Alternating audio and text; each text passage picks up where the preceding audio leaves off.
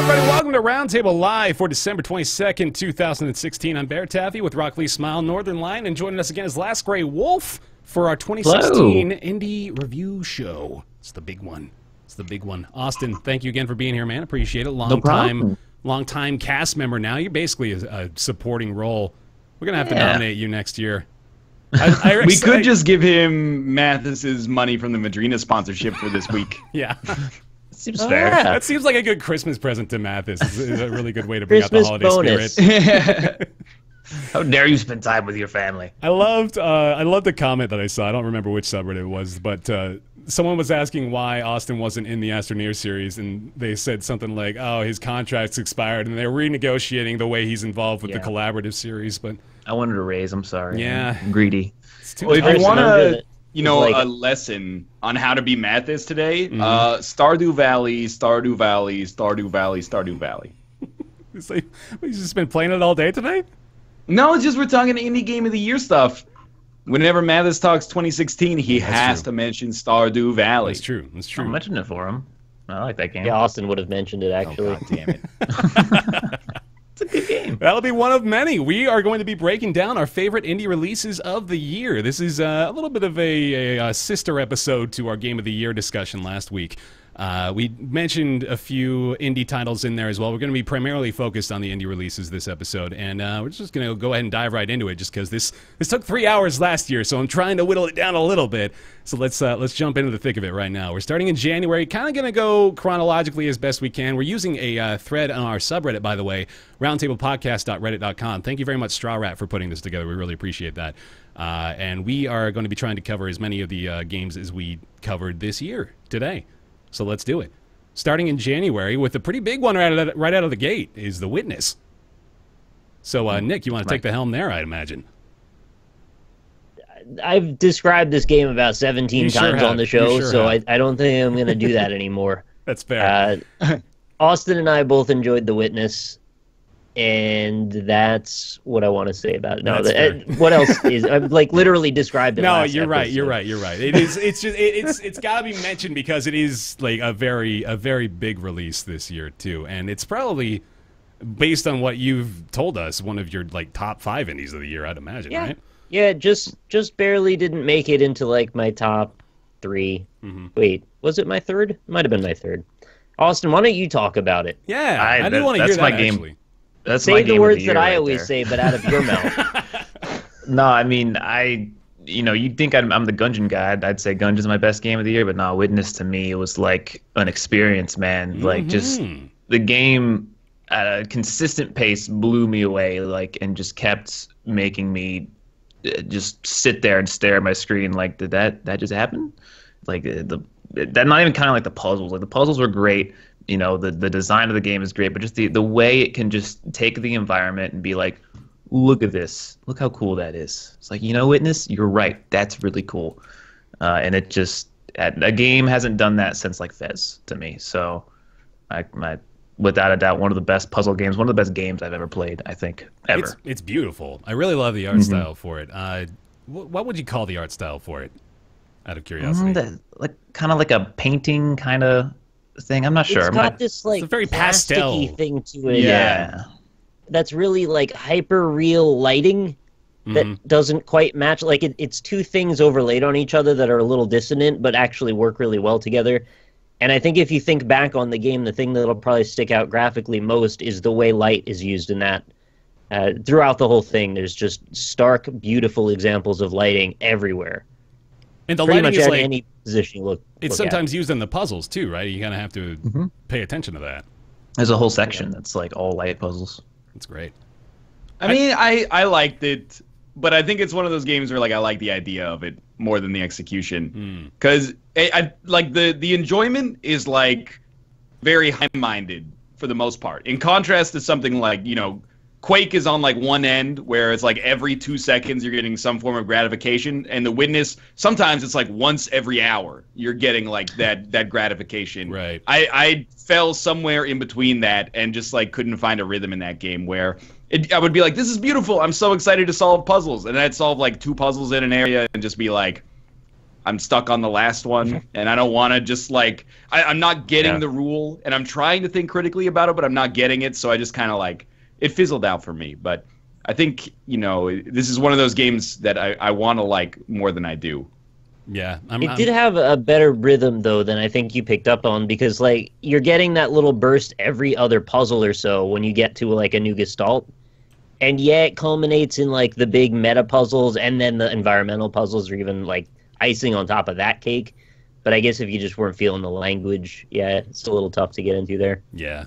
I can empathize there with you for sure. I got burnt out pretty quick on it, but that's just I'm not a big puzzle game guy. It takes a lot to really draw me into a puzzle game, and usually what that is not even the puzzle gameplay. It's usually like the story or the characters or the art style or something like that. So Shrek Swamp can eat my ass. I hated that place so much. The Tetris puzzles, man, those were the worst. I agree. No, The Witness is a game that I totally understand if people don't like it. Like that's a game where I'm not gonna like defend it, be like, no, wait, but you just didn't enjoy it, right? It's a puzzle game. Like The Last Guardian. Talk about that at the end of the show, I guess. Well, that's not going to qualify, I don't think. So thank God. Oh yeah, it's AAA. But let's go to Tharsis real quick. Another January release. I think Ryan, you played a little Tharsis, didn't you? Yeah, I'm the dude who goes to one of the dudes who goes to bat for Tharsis because people are like, oh, it's just Yahtzee, but in space, and I'm like, every game is that. Tharsis just shows you the dice. It actually shows you what's happening instead of just obscuring it behind like a background of like a veneer of smoke and mirrors, I guess is what I'm saying. But right. I don't think it's like one of the best games of the year, but I do enjoy games that are RNG heavy, even if they end up being unfair, because they can be unfairly positive for you as well. And I had a pretty good time with it. That was the one where we like tried to do multiplayer. We played it on the NLSS. I enjoyed it as well. I'm glad to hear that. Like I liked it. It's multiplayer, but you had to tell me to input what to do for your actions, or like I can't remember. I don't even know what we did. The space food truck as well.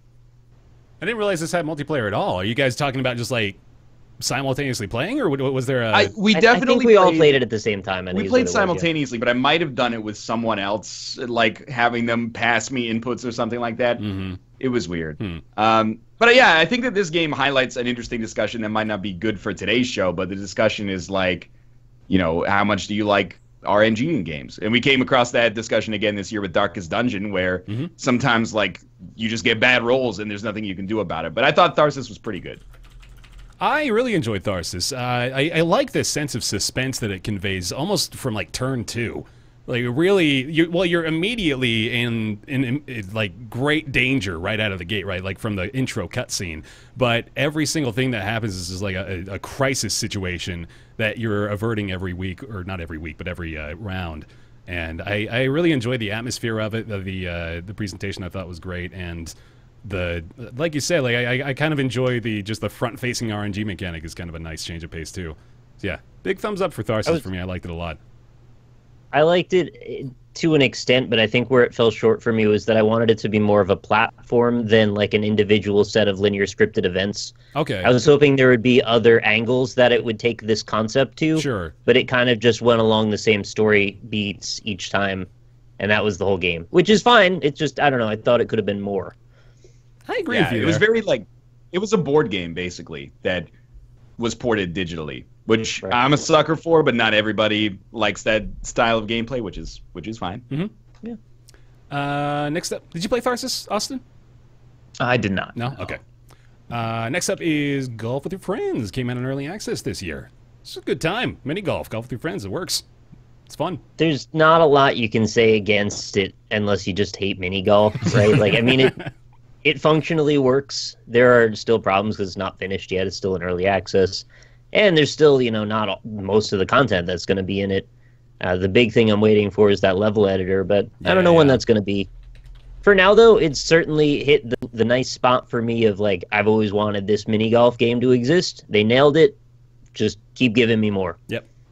Right there with you. Yeah, it's fine, but I guess I want more. Like, I want more courses to come out faster, but it's a small team, and I guess the biggest thing I can say against it is that it's like just competent, but somehow that is enough to make it stand out in a world of like 10 mini golf games coming out annually. So, I mean, I don't necessarily think it's stellar. I think it just sort of does.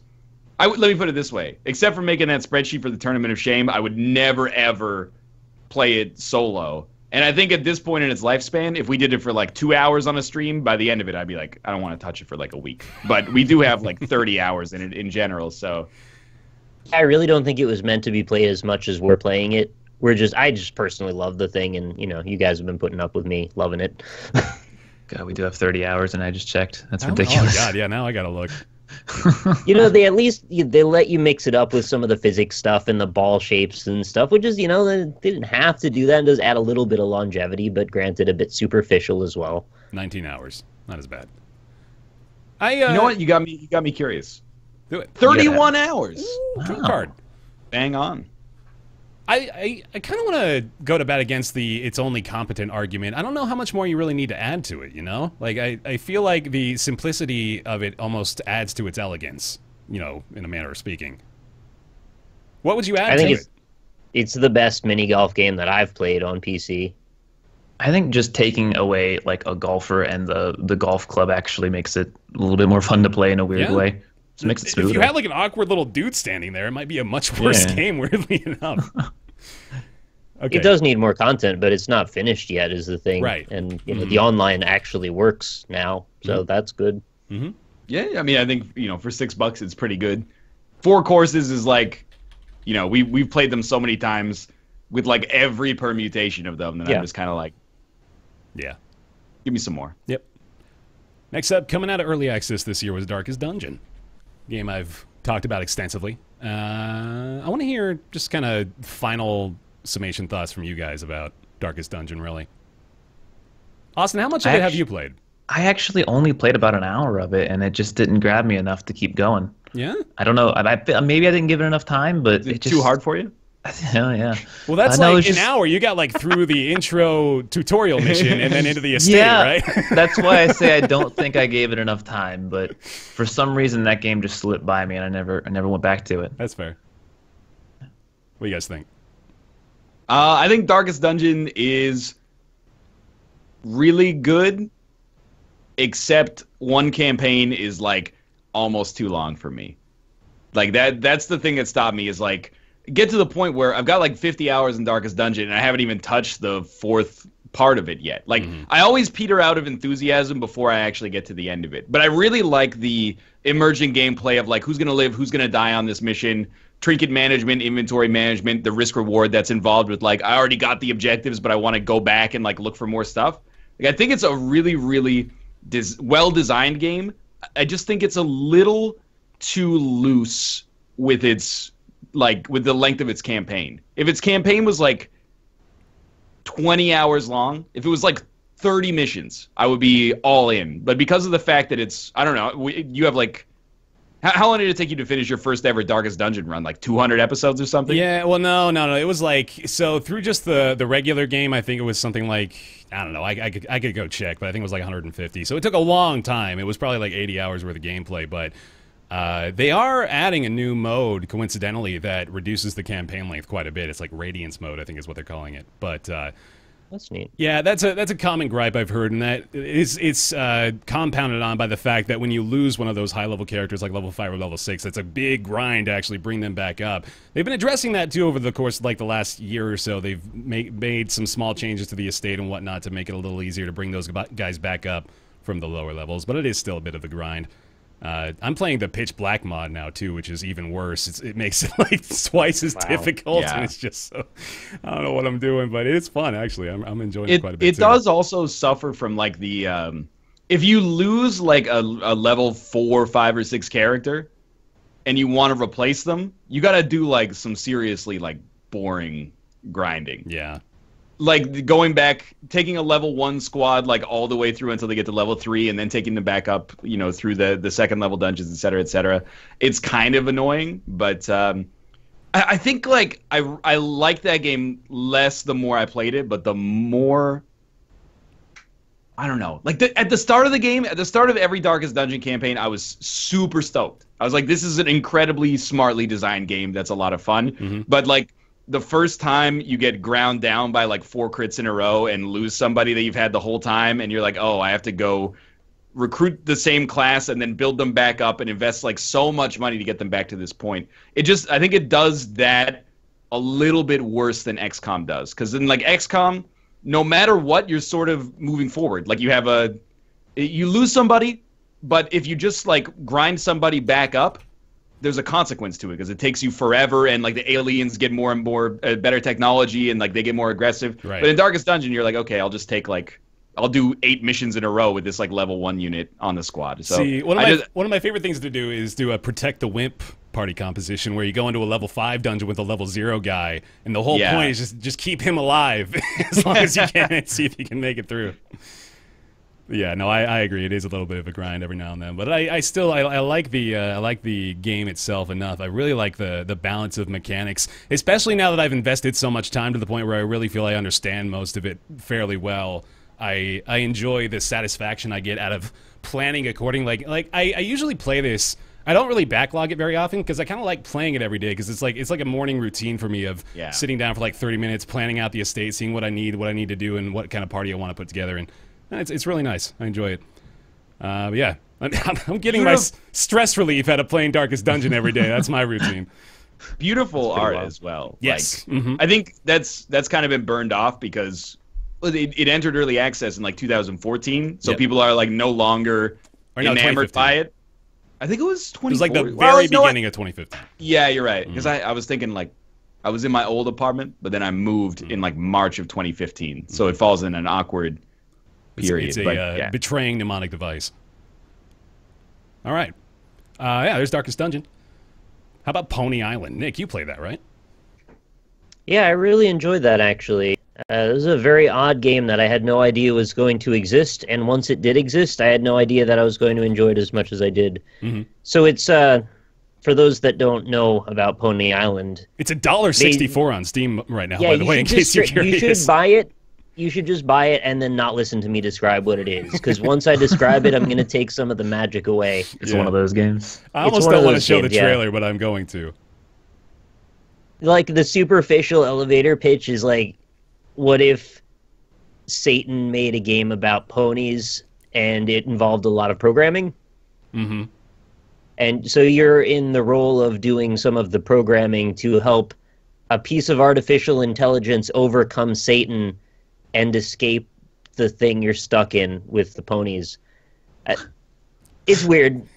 You know, just play it, honestly. Just play it. Yeah. Or, I mean, if you really don't want to play it, you could watch my playthrough of it, but I recommend you play it yourself. It's got great reviews, overwhelmingly positive, so I think people echo your sentiment there. You got to give it, like, an hour, though. Like, if you think that you don't have any idea what's going on, just wait a little longer before you pass judgment. Because every time you think you know what's going on, it gets a little deeper. I'm not saying it's super deep, but like it at least goes to some places you wouldn't expect. So, you know, give it a minute before you decide. In fact, I'm adding this to my cart. There we go. Good. For $1, I mean. Yeah, really, it's not that tough. I would love to see you guys play. I would love to see Ryan do it on a subscriber stream, actually. You could do it in like 2-3 hours. Yeah, I hear that game is like programming, so... Yeah. It's very minor programming. It's not. It's more just logic, but you'd get it right away. Sweet. Very simple puzzles. How about Punch Club? Was that the only one? Played Punch Club? Yeah, I never actually got around to playing that, and then it passed me by. I don't think you need to, really. It doesn't have a lot of staying power. I had fun with it back in the day. So it's a fighting sim game where you're not actually doing anything during the fights. You just sort of sit back and let your guy do its thing. It's kind of like playing with an AI fighter in Soul Calibur or something like that, you know, where you're like, or not Soul Calibur. What was the one where you could like build up an AI character in an arena going up against other computer characters? Which one was that? That was that Soul Calibur? Tekken 6 thing? I'm not sure. But yeah, anyway, like no, I don't think it was. It's like that. And it's got a 8-bit art style. It's fun, but it runs out of steam like so fast. Like it comes to a screeching halt. It's weird. There's a point where you I don't want to spoil it, but like there's a threshold you cross where things just become the exact same until you get to the end, and then it just falls flat on its face. And I was really disappointed by that because I had actually invested myself a bit in the story and like what was going on, and then it just decided to take a giant dump on me at the end of it. So that left me with a bad taste in my mouth because of the giant dump. But you know, the order, I was going to say, the order that you said those sentences in. Glad you noted it too. The little phrasing there. Yeah. I don't know. I played like maybe 30 minutes of the demo, and I was like, it's like a dating sim, but about Punching. boxers. So It's a punching sim. It did something that is like my, maybe not number one, but close to my number one thing with games, which is like, oh, OMG, it's so random. Like, your dude eats that hamburger out of a garbage can, and then, I don't know if this is just because it was a vertical slice, and then wakes up in the sewer and fights a Ninja Turtle. And I was like, you know, if you want me to watch 10 minutes of your game, that's kind of funny. If you want me to play 20 hours, this is the kind of stuff where I'm like, I don't care about this at all. Like, this is working like the exact opposite way that you would want me to, like, hook me in with the mechanics and then give out the rewards that way, instead of being like, oh, Colonel Sanders, Kentucky Fried Chicken and stuff like that. Like, it just doesn't matter. that happened a lot too, man. It was like pervasive through the whole game, just reference after reference after reference. That was like what it was relying on half the time. It sounds like they were using the game mechanics more as a lens to fit in puns. Like, that was the main thrust of the game. That's what they really wanted. Out of curiosity, if your character was actually Rocky, would it have been a better game? I don't think so. No, Like, I would have been more mad, probably. Oh, okay. Yeah, it's like when you see a Steam game, and you know, if you see a Steam game called like Abduction, you're like, I don't know what that's about. I'm gonna click on it and like learn something. If you see a Steam game called like OMG XD Donald Trump Nuclear Simulator, you know, you're like, I don't want to play that. I get it. You didn't make a game, you made a joke, and the game's not good, so the title has to sell it. Like, I made a game with boxers in it. I mean, Nice. I don't mean to be insulting to Punch Club, because it's actually, from what I hear, at least it's competent. Although everybody liked it for like 4 days, and then everybody now says it's garbage. But like, I kind of got that vibe, at least from the vertical slice. For the first, this is a weird sentence. For the first 10 hours, I loved it, and then I hated it. So there you go. Let's go into Move or Die. That came out of early access this year. I didn't realize that. I thought it was still in early access. I could see Fun, that. Okay. fun game. There you go. Terrible netcode. Yes. That's Would pretty much be it. significantly more fun if it worked. Yep. I like the way that they dole out new avatars and stuff like that, and new game modes is at least kind of novel by linking it to the Steam Marketplace, but also a little weird, where I sort of just wish that at least all the modes were unlocked, so that we played a not insignificant amount of time in that game, and every single time we still have speedrun, Candy Rush or Sugar Rush, whatever it's called, you know, disappearing platforms, falling blocks. Like, we get the same games every single time, despite there being more of them than we've even seen, I think. So I think there's just not a huge number in total. I think that is conceivable as well. And the netcode, it can't be expressed enough. The netcode like ruins that online experience. For an hour or two, if you're willing to just be like, it doesn't matter who wins, let's have some fun, it's good. But if you ever want to, like, if you ever care about who's winning, then Like, well, play it locally, I guess, if you can. True. The stuff you see on your screen is not what the other people see. I unlocked that rare cat, and then I sold it on the Steam Marketplace and got like $1, and then I still had the cat. Nice. There you go. I'm pretty happy about that. That's how you cheese them. Yeah. Ryan, you want to talk about Westport Independent real quick? Yeah, the Westport Independent. Man, I'm like a super downer so far. January wasn't too strong. Suck, don't they? Like, every single game, I'm like, it's not as good as anyone else thinks it is. No, but like the Westport Independent, like, not to be super insulting to it, but it is like a worse Papers, Please. Like, it tries, it's got the same art style. It tries to do what Papers, Please does and have like gameplay mechanics that are linked in with the way the narrative gets told, but it's a little basically, like, to give you the too long didn't read synopsis. You play like the editor of a newspaper in like a post-Soviet era, like propaganda, fascist sort of government.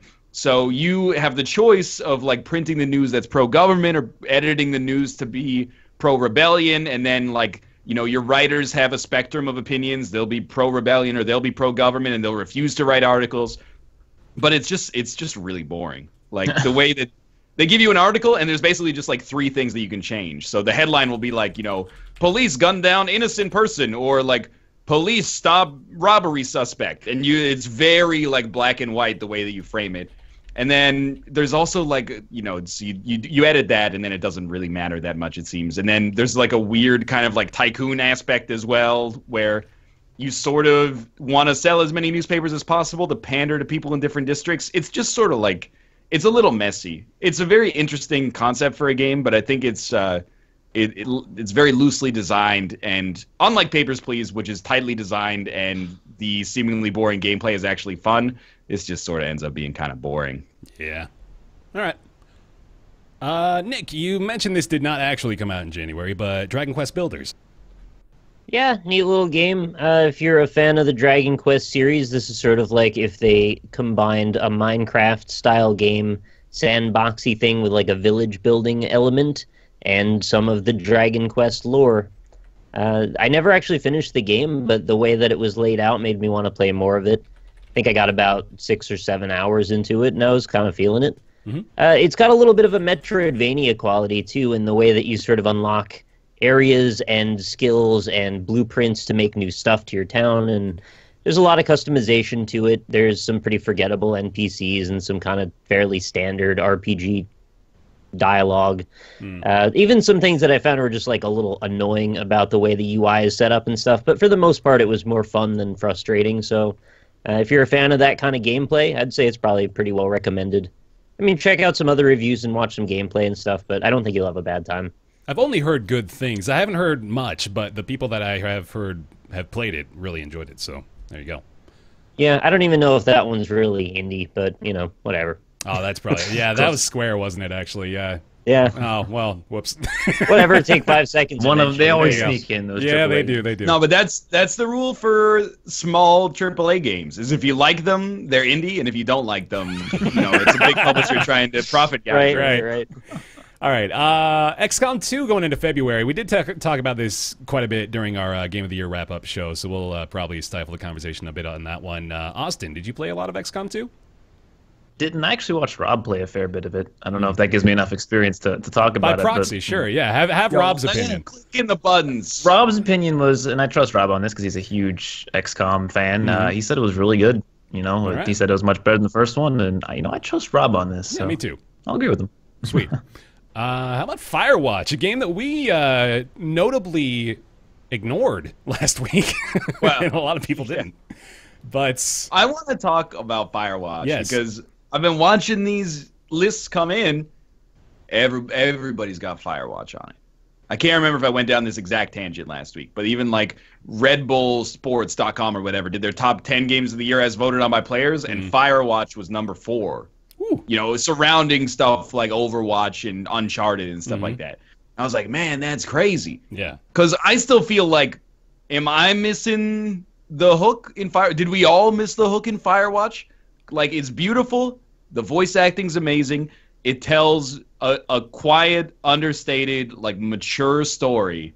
And I respect that. But I didn't really enjoy it by the end of it. And as someone who actually has a tendency to enjoy walking simulators, quote unquote, I was kind of bummed out. And I think that the thing that insults me the most, or not, that's a very the thing that I'm most personally offended by. The thing that I still like, I respect the design a lot, but the mistake that they made from my perspective is teasing a much more interesting like sci-fi premise, and then just that's a red herring. What they did, and it took until like, you know, this summer to clarify it for me. It was when I was watching Stranger Things, and I was like, Firewatch did Stranger Things. Oh no. But they didn't. They just did like the first 15 minutes of episode 1 where you're kind of unsure what's going on. They didn't continue down that cool like Twilight Zone road. Instead, they veered it back to, you know, domestic issues, as they, you know, that is their right. But it would have been sweet if they had actually gone in that direction. Mm-hmm. I understand that's not what they want to do, but I think that could have been a better game. Do you think, well, this is a question for everybody. Do you think we were so put off by the red herring that it just sullied our opinion of the game as a whole? Well, I would say anybody that's interested in hearing us discuss this, go back and watch our full discussion, because we got way into the story, like super, super deep. I think it's all subjective, obviously. I think we can all take that as truth, right? And when you're listening to all these people have these opinions about what their list for the year is, it's perhaps the main case that they'd make is that they weren't so sullied by the red herrings and the writing didn't put them off. I think that's where I kind of fell as well. I think the majority of us kind of all landed on that same side. That the majority of the problem was just that the writing didn't go where we wished it went. Mm-hmm. But I also respect where it did go. It just wasn't as compelling that way.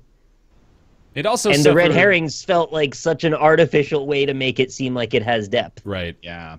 It also suffered from quite a few performance issues from what I remember, so that really hampered it too. But yeah, there we go. I would have, I mean, I don't know. I'm trying to think, if you just, like, cut out the second act, I feel like it's a better game with blinders on. I really, like, I just can't understand a defense of the whole X-Files part of it. Because, like, they really do tease you with, like, this awesome mystery, and then just go, oh, you know, don't worry about that. Turns out we were just paranoid. I get it, you know, you're out you're isolated except for, you know, this one other person in the wilderness. I understand that can lead to paranoia and stuff like that, but it just left kind of a bad taste in my mouth. And in a way, it kind of feels like a half measure. Like, we want to make an adult story in a video game, but we need to trick you. We need to give you, like, this carrot and the stick, and then be like, okay, now that you're here, you know, it's about life and loss and commitment, et cetera, et cetera. Mm-hmm.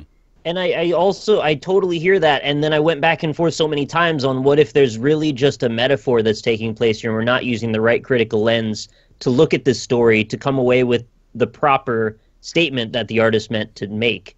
Mm-hmm. And I think there is a case to be made for that, and I can't remember what my case was anymore. That's why you should go back and watch the original time when I made my argument, because I still had it fresh in my mind. Now it's been the better part of a year. Yeah, all right, so go back and watch the Firewatch episode is basically the synopsis here. I was very passionate. I had a good time discussing the writing of that game. Yeah, And I think we came up with this analog when we were talking about it. But it's like, I don't think that it's a bad game in the same way like the new Homefront was a bad game. Right, of course. I think it's just like, it's ambitious and it didn't quite hit the mark. But I'd rather have stuff like that, you know, is like a weird 5 out of 10, 6 out of 10 that tried something new instead of just like, you know, it's like a bad third-person shooter or something like that. Yeah. Yeah, I could never not respect Firewatch, even if I didn't agree with the ending of it or how they did the writing. I still appreciate that they did that and took that chance. Yeah. I think I still liked it. I was just disappointed. That's all. Yeah, no, I agree with that.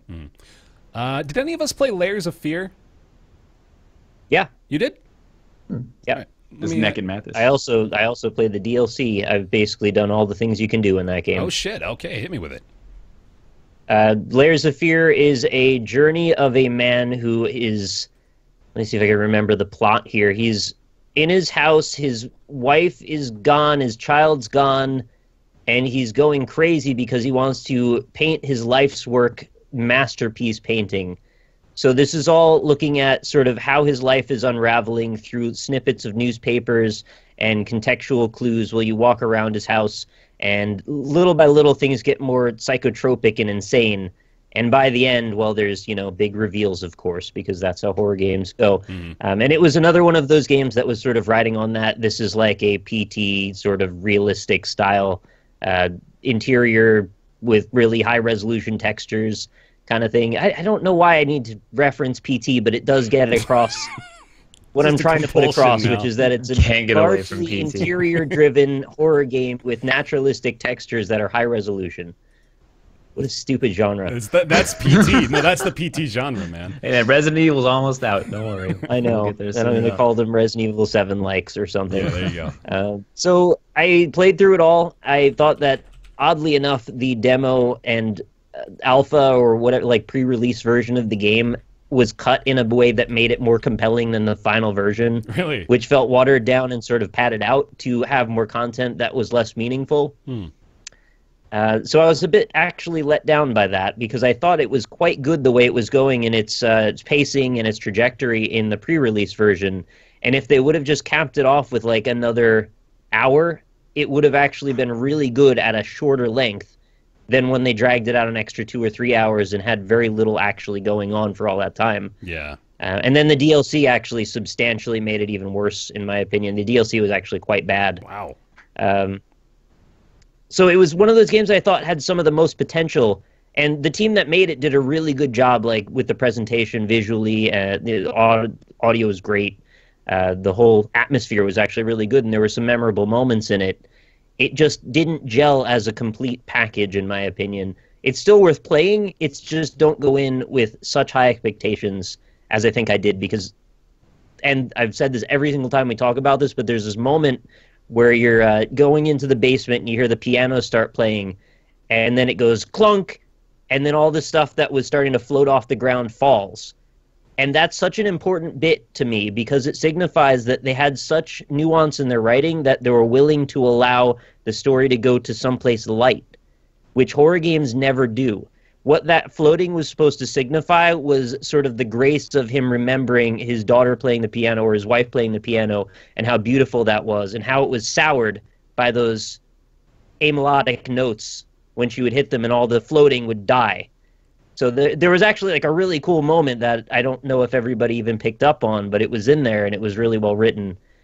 So, you know, props to them. Just didn't work out, unfortunately. Sweet. That was way more impassioned than I expected it to be. Hell yeah. Well, I was really into that game. Like before it came out, I was like, this is going to be the horror game that I've been waiting for a long time, and kind of fell short, unfortunately. Yeah. Sorry about the drop frames, by the way, chat. It's just this time of year apparently is just, as a nation, we can't maintain good internet, so that's just the expectation now. Stardew Valley. Hey, Austin. Yeah. How you feel about it? I got you started right here. Fantastic game. I mean, I'm gonna start by saying it's kind of the same thing with The Witness. It's one of those games where if you don't like, farming simulators, you're gonna hate this game. But if you're one of those people that could sit down and like enjoy just a very chill game where there's really no like I need to win in the game, just like I kind of want to enjoy my time here and look around and do nice things, it's the perfect game. It's still technically like not done. I think like the creator still wants to add more to it, and he's doing that. It was a big patch recently too. But it's everything that you can want in like a what's it based off of? Harvest Moon.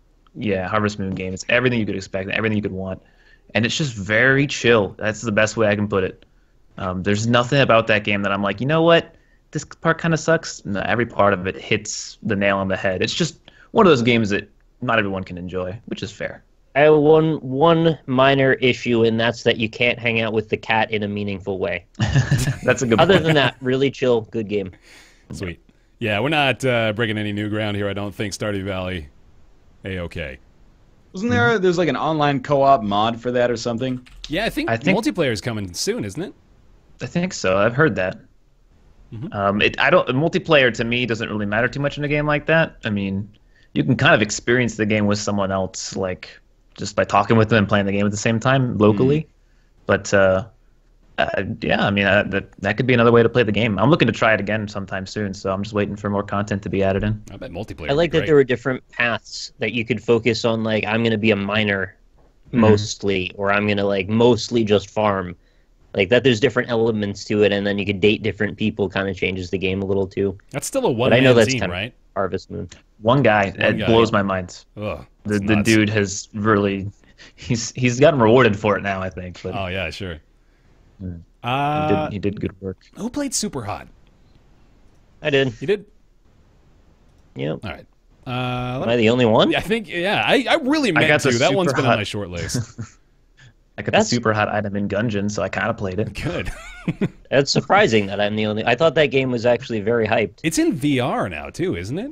Yeah, I've heard this is one of the games I need to use with my brand new Oculus Touch controller. Oh, shit! I have two of them. There's two. It's cool. I actually am really happy about the Oculus Touch, but I don't need to bring that up now. Break down Super Hot for me, though, real quick. Yeah, it's a first-person shooter with a very minimalistic visual presentation where everything is sort of like de-res, detextured polygons. And the premise is things only move when you move. So you can use it to a little bit of a strategic advantage where you can shoot a bullet and then sidestep and watch that bullet as you move go down a trajectory that'll put another enemy in the path of that bullet later. And it's all following the same path every time. It's a linear game in that every time the enemy moves, you're going to see it the same every time you die and respawn. Mm-hmm. So you can actually plan the level out to a T, and which is fantastic for speedrunners if you're into that kind of thing, which I am. Mm-hmm. I played it all the way through. I had a lot of really high hopes for that game because I had played it a long time ago when it was still very early access. This is one of the earlier games I did on Indie Impressions that I was like really hyped to see where this was going to go. And it seemed like it was hinting at a deeper story in the pre-alpha version than actually ended up in the final version. The story was very forgettable. I don't even really hardly remember, like honestly don't remember much of what happened. Mm-hmm. At one point I think you see yourself in VR, like playing the game you're playing, and it tries to break the fourth wall and then you shoot yourself or something. But I didn't really understand what it meant or like what the relevance was to anything. Mechanically, it's fun. As long as you look at it in that perspective, I think that's about as far as you need to. Mm-hmm. Fun weapons to play with. There's like a katana. You can like cut bullets out of the air, which is pretty sweet. And the motion feels good. The presentation's lovely. Just, the story was just kind of forgettable, but, it's a solid-ish game. Sweet. Okay. No, I actually really want to check this out in VR, because looking back at it, I feel like that would be a really solid VR experience, don't you? I feel like it has a high potential for motion sickness based on how things stop and start, but if they figured out how to get around it, then sure, seems cool. Mm-hmm. Okay, I'm going to skip a few here. Let's get into March with Ultimate Chicken Horse. What are you skipping? I'm skipping, are there, anything beyond Super Hot you want to know? Oh, Political Machine. Nah? All right. I am skipping H1Z1. Do you want to talk about H1Z1? Snowfall DLC? No, probably not. All right. No. Devil Daggers. Blitz. I just played that a couple days ago, actually. That was pretty cool. Oh, okay. It's like an arena shooter with a really dark vibe to it. Sort of like it looks like a Nine Inch Nails song would look. Oh, I remember this, actually. If it was visualized. Yeah, so you play as this dude that's just like a mystical hand shooting daggers, and you can also charge it and shoot like shotgun daggers out, and there's crazy ass demons like spewing skulls everywhere. Basically like a first-person Geometry Wars style game with demons instead. And it's primarily, I think it's just a score attack game, but seems really nice. I would put more time into it, honestly. I totally forgot about this, actually. Seeing it again now, though, is certainly spiking my memory. It looked like a ton of fun just to play. Like, it was very fast-paced, kind of a Doom-esque look to it. There was that. I'm going by Blitzbreaker. I don't actually know what that is. Blitzbreaker, it's a very, very small platform puzzle game. But like it was pretty good, but it was like pretty good for $3. Okay. It's not really the kind of thing you play for like an afternoon and then go, it was fun, but it doesn't really, make it into discussions like this. Which is not to say that it's bad, it's just sort of small. Mm-hmm. Mm-hmm. And that brings us, I believe, to Ultimate Chicken Horse, unless we want to talk about Hitman again, which you can real quick say it's Hitman and it's good. Ryan really likes Hitman. Yeah, Hitman is like genuinely amazing. It is awesome. I'm going to go back to it. I am. I'm going to play a couple more of those missions because it was great. Ultimate Chicken Horse. Great game. Mm-hmm. We got 3 of the 4 here, don't we? Yeah, we just ended our series on that. Post-mortem, largely functional online gameplay. A really novel concept. I don't know. I've never heard of anything even close to that.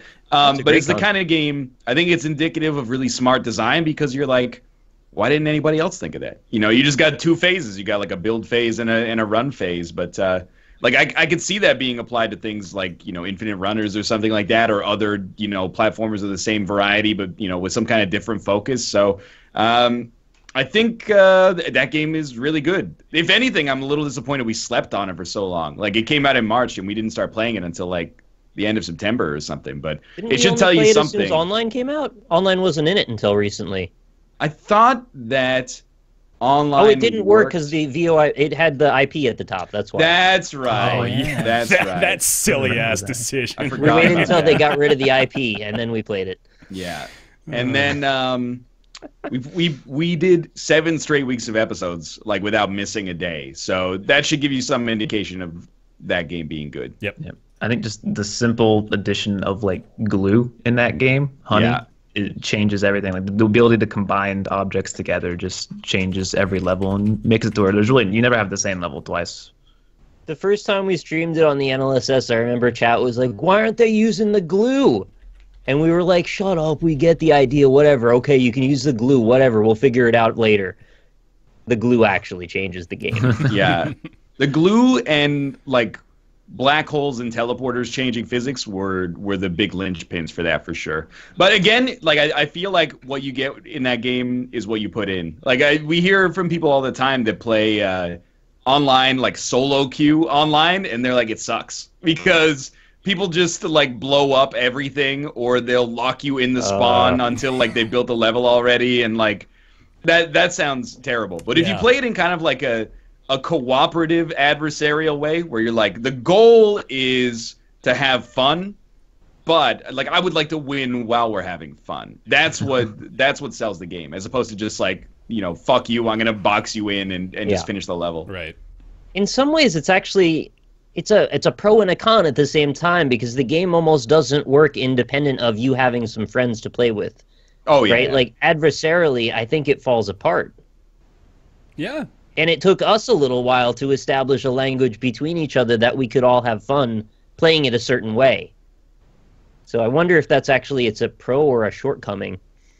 I mean, for us, it's a pro, but like for the game itself, it might be a shortcoming. But I think it really shines if you got the right community to play with. But if you have to, I feel bad if we got you to buy it and then you solo queued for like 2 hours and people just blew up all your stuff. But you know, hold on to it. You will find the right people, hopefully.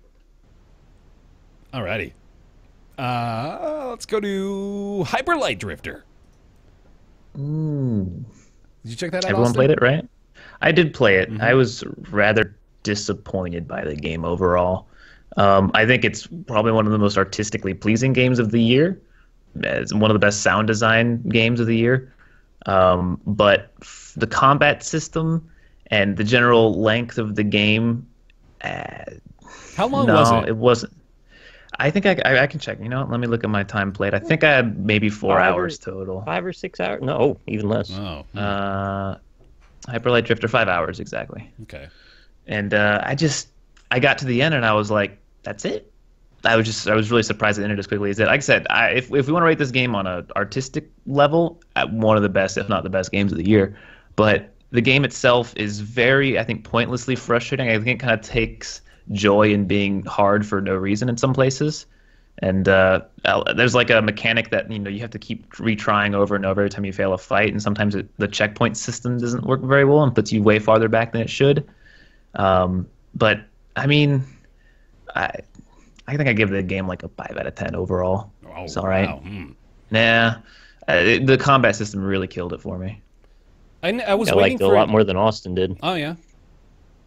Yeah, I mean, in general, I agree with most of your points, but I don't find that the detracting points were as serious to me as they seem to be for you.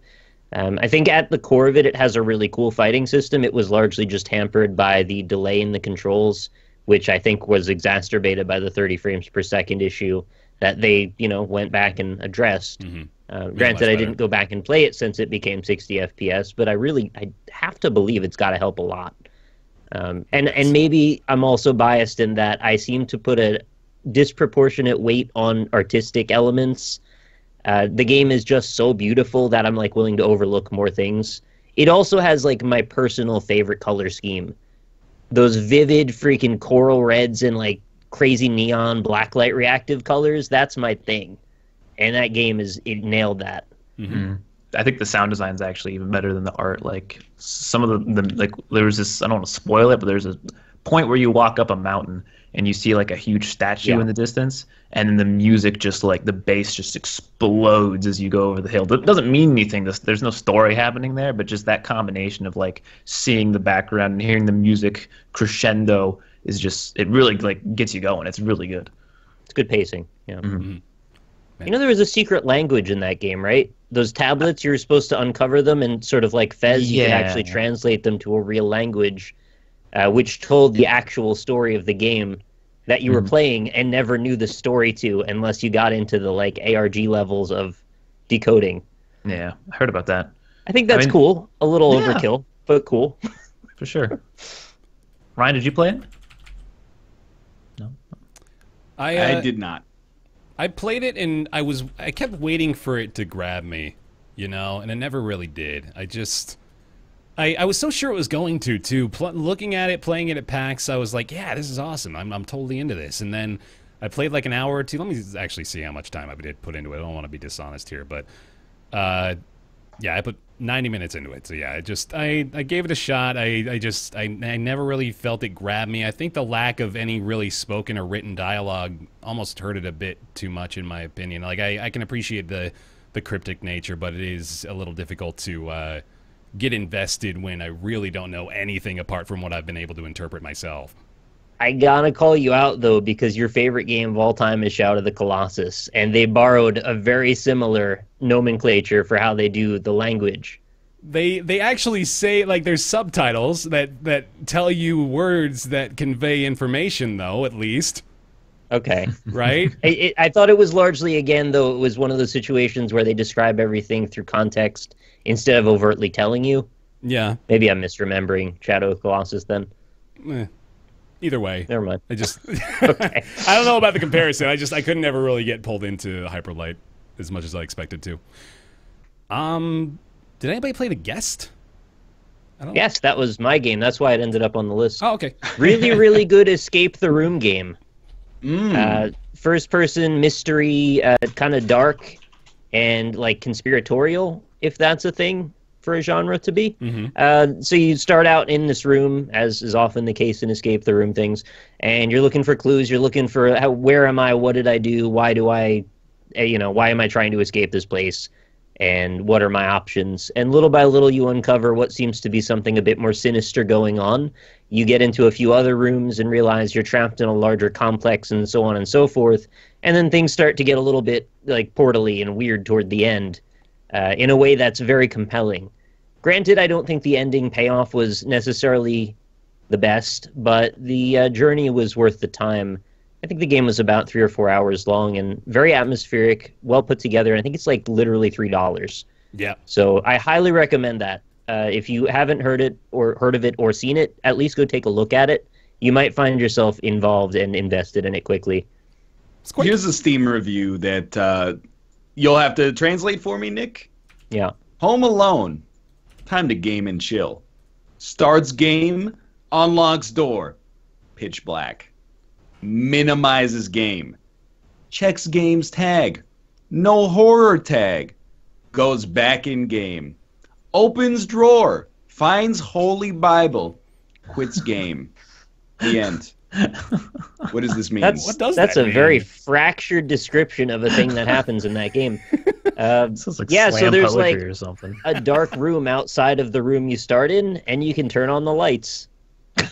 Oh, okay. Well, he just missed that, I guess. Yeah, there's lights. You can turn them on. I don't think they all turn on in like immediately, but you can do it. All right. Sweet. He gave it a thumbs up, and he has 2.2 hours in the game. But What, he took 2 hours. He didn't get the lights on. It's literally the second room. All right, that's pretty funny though. How about Deadbolt? Was that another Nick game? No, I played that. Oh, you played that was a Ryan All right. game. Hit me up with Deadbolt. That's the game that is like a side-scrolling Hotline Miami, notable because the guys who made Risk of Rain, it's their second game. Okay. So it's like, it's a little similar to Deadbolt, at least in terms of its combat, or not Deadbolt, Gunpoint, in terms of its combat as well. But it's really like the kind of game where you play in these Hotline Miami sort of bursts, like 30 seconds, get in, kill everybody, get out. And you sort of plan like where you're going to go, and there's like vents that you can take up to navigate through buildings. But it was basically like not a hero, but better. Mm-hmm.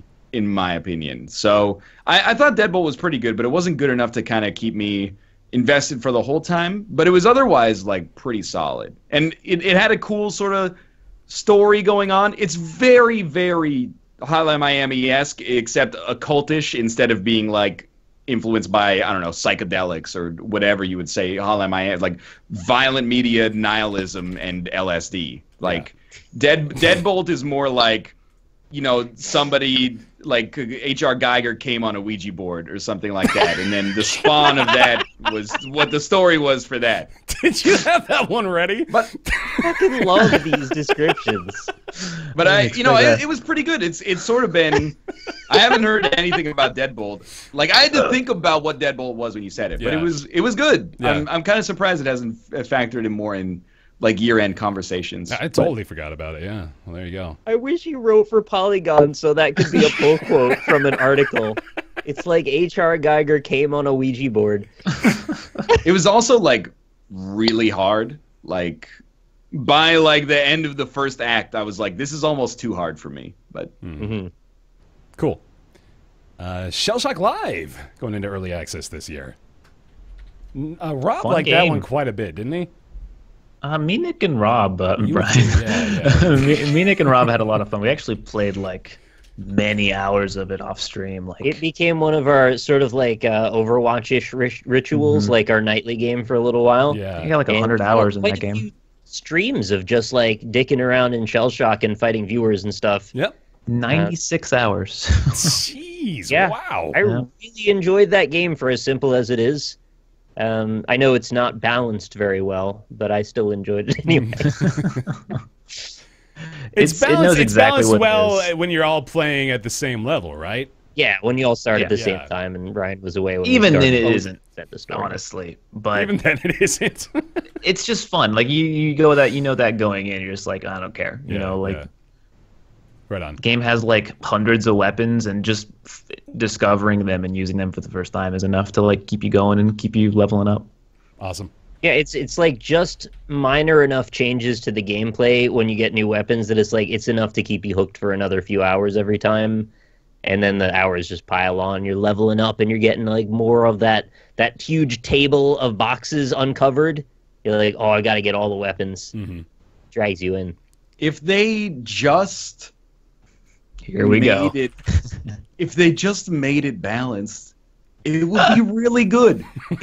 I'm still like But 8 they months. did, and you still didn't like it. No, they didn't. They added a mode that's balanced for everybody. We never found this mode. The mode, No, we like, played it it. balances We everyone's played stats, it on the NLSS with the balanced mode. but the weapons are different. It's not No, balanced. the weapons were the same. They You're were all forgetting. the same for we played it everybody. like They've a That's got month you ago. on every balancing condition, was. man. Just let it go.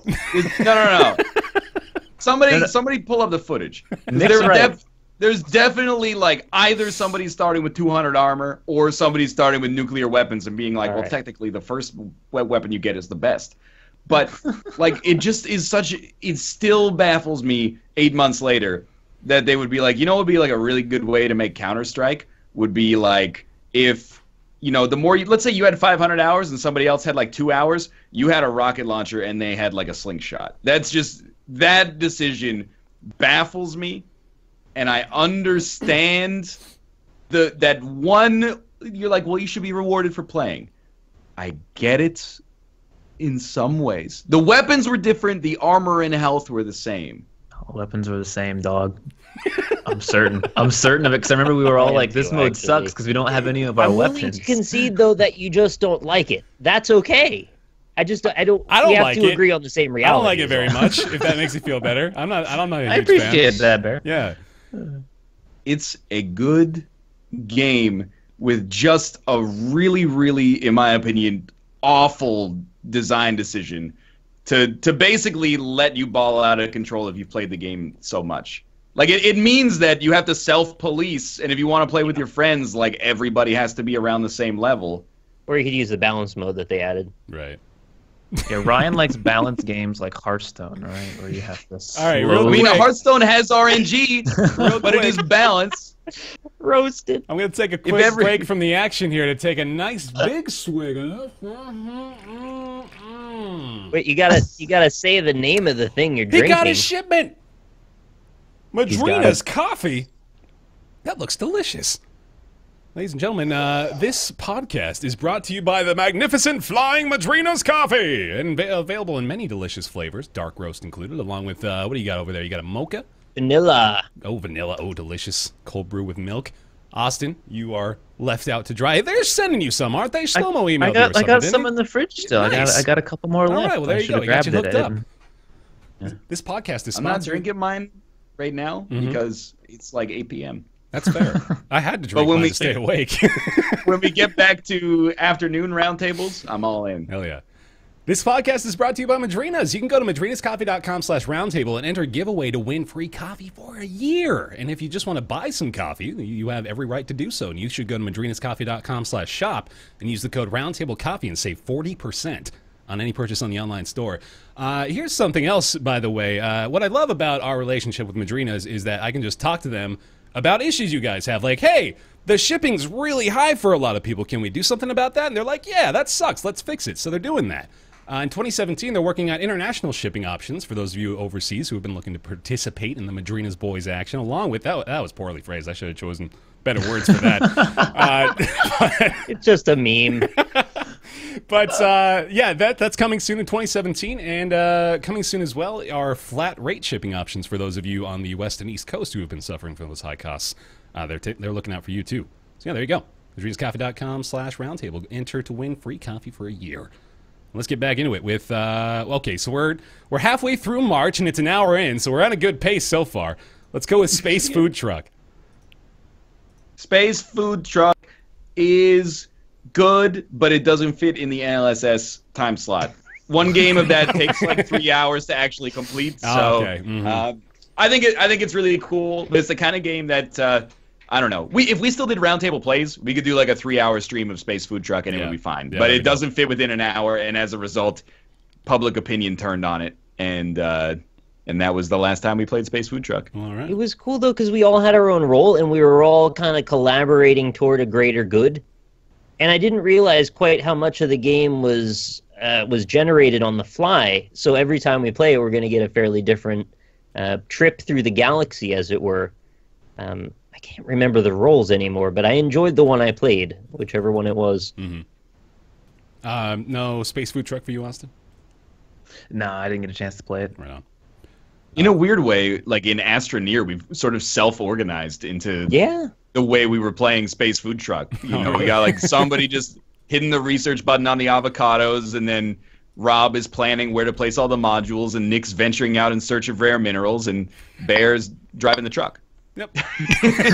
Thanks for pretending I had a role in all of this. And making an oxygen pit. Yeah.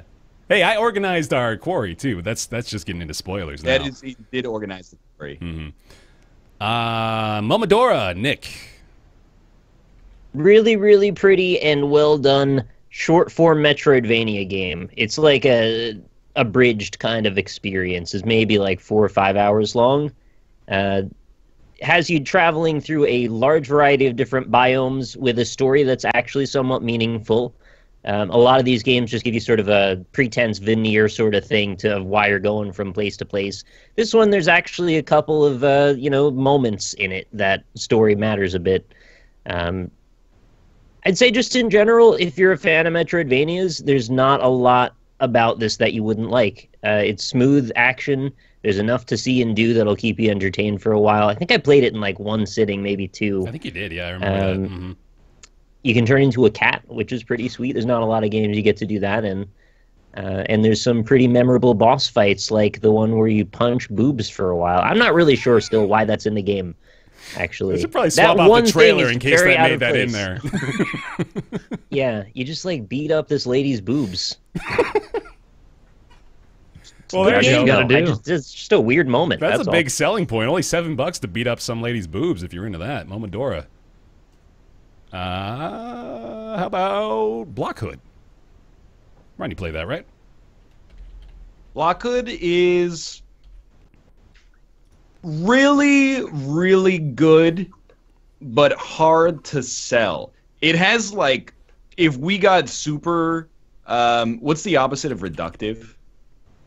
Inductive? Like That's- incredibly needlessly arbitrarily Oh, I didn't know. specific in our awards. This would be like a candidate, I think, for like best UI or best user experience, because like the display of the game and the way that it presents information is beautiful. The way that the information feeds back into the gameplay is amazing. It's basically a city builder, but instead of building like a broad city, well, there was an accidental reference to the Comedy Central television program had the same name. Instead of building a large city, you build upwards. So you're basically building like a housing complex that grows in terms of like, the number of population, the population versus family, the population of, bachelors or bachelorettes, et cetera, et cetera. And they also produce power and garbage, and you can, the cool thing about it is that every system feeds back into another system. So you get population. Population requires consumer, like a place to buy things.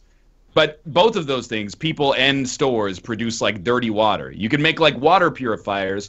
Water purifiers give water, but they require power. Some of the power will generate other waste products, and you can use those waste products to convert them into other things. Basically, you get like one big cycle that just like goes around. That's the goal, at least.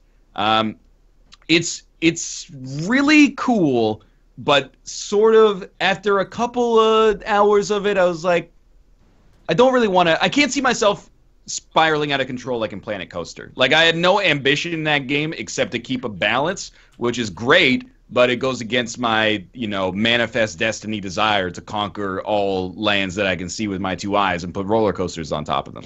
So Planet Coaster is like a more like viscerally enjoyable time, but Blockhood not only has a good message, but is a good game in its own right. Mm-hmm. Sweet. Cool. Adrift. That's the astronaut one, right? Space Firewatch, yeah. Yeah. You both played that, right?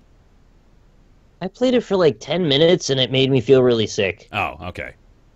Ryan. So I didn't really play it, All right. basically. All right. I played like an hour, and it's like exactly the same as my feelings of Firewatch, but worse. Like, not to, again, I don't want to be rude because I think that this game has a lot going for it. In VR, like everybody was like, in VR, it looks amazing. And I think that it does. It has a really good sense of scale and good environments, but it's just the gameplay loop is so boring. Mm-hmm. At least in Firewatch, there's like the dialogue between, I forget the names of the characters, but the dialogue Delilah between and Henry. Yep. There you go. Between Delilah and Henry, the dialogue was awesome. But in Adrift, it's that, but you just are pulling audio log after audio log after email, you're piecing the story together yourself. And then the conceit is like you use your oxygen to get around because you're in like a destroyed space station and you have to navigate around and eventually escape. Yeah. So you use your oxygen to get around, but if you run out of oxygen, you die. So you fly around like picking up all these oxygen canisters from the air, and it just feels like a super arbitrary, like we have to throw some gameplay mechanic into this game to make it a game, and it's just not fun, like to be honest with you. So I was rolling my eyes at the audio logs and the emails. Like I just can't at this point in my life enjoy that. Yeah, like Are you shut down entirely on emails and games now? Because I think so. Yeah. Like if the only way that you're telling a story is through computer terminals that you find, you could put the best piece of fiction ever onto those emails, and I just do not care. It just doesn't matter. But I really think it's just like a very pretty walking simulator that was made with VR in mind. The trailers sell this huge promise. You're like, oh my god, trying to survive a dilapidated space station, or like maybe the space station's gone rogue. You're thinking of Sunshine. You're thinking of 2001: A Space Odyssey, but really it's just like oxygen tank, oxygen tank, oxygen tank. Get me off of this place. I don't know. I think I'd like to see my kids again. Okay, whatever. Might there be a cheat code that lets you not have to do the gameplay part and can experience the environments anyway? But you know what you experience at that point is endless email logs reading until you get to the end. Yeah, exactly. So So just read your emails. That's a better way to play. yeah, more clean out my inbox instead. Less just motion like sickness. the mechanic is not good in my opinion. All right. Force Showdown. You liked that quite a bit, didn't you, Nick? I did. I love that game. That was like the game that I loved the most and wanted to play more of, and then just never found time to. I played it as well, actually. Oh, sweet. Yeah, there you go. Yeah, like a card-based arena shooter. Austin, take a stab at it. I'm gonna just keep throwing out genre names. It felt really. I don't know if I can really like put a specific genre on it, but covers the basic a lot of gameplay bases. loop. The basic gameplay loop is like a top-down. It was like a shooter, right? I can't remember now, but like Yeah, like a twin-stick shooter, but with cards overlaying like the abilities you get each round. And I remember when I first played the game, I was like, this card mechanic is probably the dumbest thing ever. But then I found myself getting relatively invested into this card thing where I was like, I didn't think this was going to be able to work. But when you're playing the game, there are cards that are good. You can build a good deck, and you want to, as in Hearthstone, you kind of want to curve out on your mana and, you know, plan a deck that can carry you through to the end. And I think the main issue with the game is it looks exactly like a game that no one wants to play. It looks like a MOBA. It looks like a MOBA. It looks like a shitty MOBA. I don't mean the that sounds name bad. itself is like, oh, what? Exactly. Nothing about this game looks appealing, but when you actually play it, you're like, wait, this is actually fun. I'm having a good Mechanically time. very strong. The campaigns are extremely long, though, which in some ways is a positive because it means you get very invested in your character. But when you break down what's going on, you're actually dealing with like 40 of the same levels over and over again with the same arc to like, here's your, my lights are going out. You see this shit? Yeah. Oh, boy. And so you're working on building up your deck, becoming awesome and powerful, and then you finish like the 10 rounds, and then you're back to square one again, starting over another set of 10 rounds in the same campaign. So it's like it's a lot of starting and stopping, and you don't feel like there's this meta accomplishment of you building towards something as much. And if you fail on the boss, you've failed the entire hour plus of that campaign, which I guess is not unlike an Isaac run, but for some reason it hurts more in Force Showdown. There were only like 3 campaigns too, right?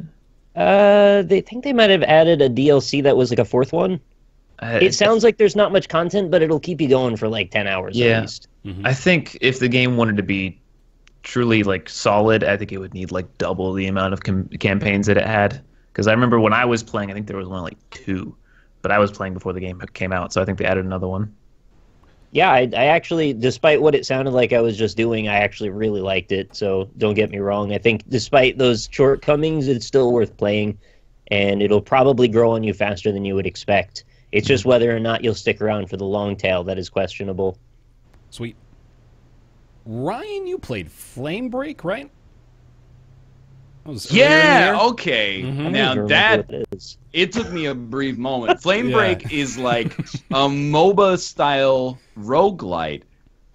If I remember, just let me make sure that that's correct. Sure. Which is another one of those games. Yeah, this is definitely what it was. So it's like a roguelite action RPG that you play as if it's a MOBA. And it looks like extremely game makery to the extent where you've got to be like, it's kind of like don't judge a book by its cover, like Austin was saying about Force Showdown. I don't think it looks very visually impressive, but the actual gameplay mechanics and the way that you build your roguelite character out super quickly and the runs are really, really fast is a novel concept, and I thought it was good enough. And honestly, like, the reviews are extremely positive. I'm kind of surprised that this didn't generate maybe as much of a community around it as other games. Like, I guess it's not... Yeah, roguelite's got to be, like, really fucking good to generate a community of people who play for like hundreds of hours, I guess. But that game is an underrated gem as far as I'm concerned, and nobody wants to give it the time of day because it kind of looks like an iPhone game. It's a death sentence, those kinds of visuals, I think, these days. Yeah, it reminds me a little bit of a Wizard's Lizard, the way that game looked too. Yeah. I completely agree with that. Like, this is just one of those cases where the game developers made like a great game, but like it would have been amazing if they could have just had like somebody. I mean, maybe this is presumptuous. But I was gonna say if someone just came in and gave them honest feedback, that's like, this looks like a crappy mobile game, and they're like, that would be really painful feedback because you got the art isn't necessarily bad. It's just the game kind of looks cheaply thrown together, I guess. It doesn't have that same kind of like unified art style like Gungeon or Isaac does, or Nuclear Throne, even for that matter. And that really, like, you look at this and it's kind of got the same problem as what was that Viking game that we played, Nick? Not Viking Squad. No, Oh. Viking Squad looks great, but there's one Rampage Knights that looks sort of a little 50-50. Yeah, it's a little janky. The animations kind of feel like marionette style, like kind of like keyframes in Flash, where they're a little disjointed. Yeah. I think that's what you're going for, yeah. Yeah, it's just like I'm not at the level of like artistic criticism where I can be like, this is why it looks like garbage, but I think it just looks cheap and like really flat. Despite the fact that it's like top down, it looks like there's no depth whatsoever. So, which is why I kind of like it looks game makery, to be honest. But it's really good, and it's one of those situations where I think it's just a little bit like that one thing. It turns so many people off, but once you get in, you're like, this is pretty good. I'm going to go past Bunker Punks because I feel like... Well, no, if you want to note on it real quick, because I think, Ryan, you were the only one to play that too, right? It's roguelite Doom, basically. It's pretty okay. Okay. I think it's still in early access, though. There were so many games about bunkers that came out in the same amount of time, I couldn't separate which one was which. I don't mean that to be a dick to the people that made the bunker games, just like I was inundated by them. All right, well, hey, Austin, you want to talk about Enter the Gungeon? I would love to talk about Enter the Gungeon. Please do. You even played that?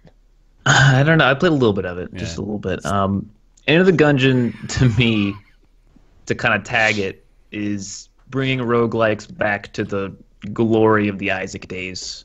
Like we had all of these very average roguelikes for a long time in between Gungeon and Isaac, and Gungeon came and I was like, you know what? Let's go back to when Bear, what did you do? Sorry, keep talking. Adrena's his freaking camera off his monitor. No, I think Gungeon really brought back the quality, like very replayable roguelike where you can actually put hundreds of hours in. I've done like 600 hours in the game now. And yeah, it's a lot of fun. But I think what it does best is it has just a solid, like, I don't want to say combat system, but solid gunplay, which basically all the items that you can get, all the weapons you can get, all the things you can do in the game, all perfectly wrap around this very solid, smooth gunplay system that they have. I would like to add that I believe the game, its most redeeming and unifying feature is the dodge roll mechanic. It's definitely like that I think distance itself from just Isaac in a way is the fact that you can dodge roll and the whole fact of the gunplay stuff. But yeah, the dodge roll mechanic is amazing. But a good thing about the game is that while we're talking about it, the supply drop beta just came out. The update's supposed to come out next month, and it's solid. It's free. There's no cost at all, and it's not just a tiny little like, oh, they had like 20 guns, a bunch of items, a bunch of new rooms, new enemies. They had like 2 new bosses, an entire new mode, which is amazing. It's like a third of an expansion almost, and it's free. So that's definitely will put even more hours into the game for me. But definitely my number 2 game of the year, I think, next to The Witness. I feel like Enter the Gungeon is actually mechanically better than Isaac. However, it lacks that like easy, accessible replayability that Isaac has. Runs slightly longer and much sameier. You tend to like funnel towards the same sort of upgrades and the same sort of guns.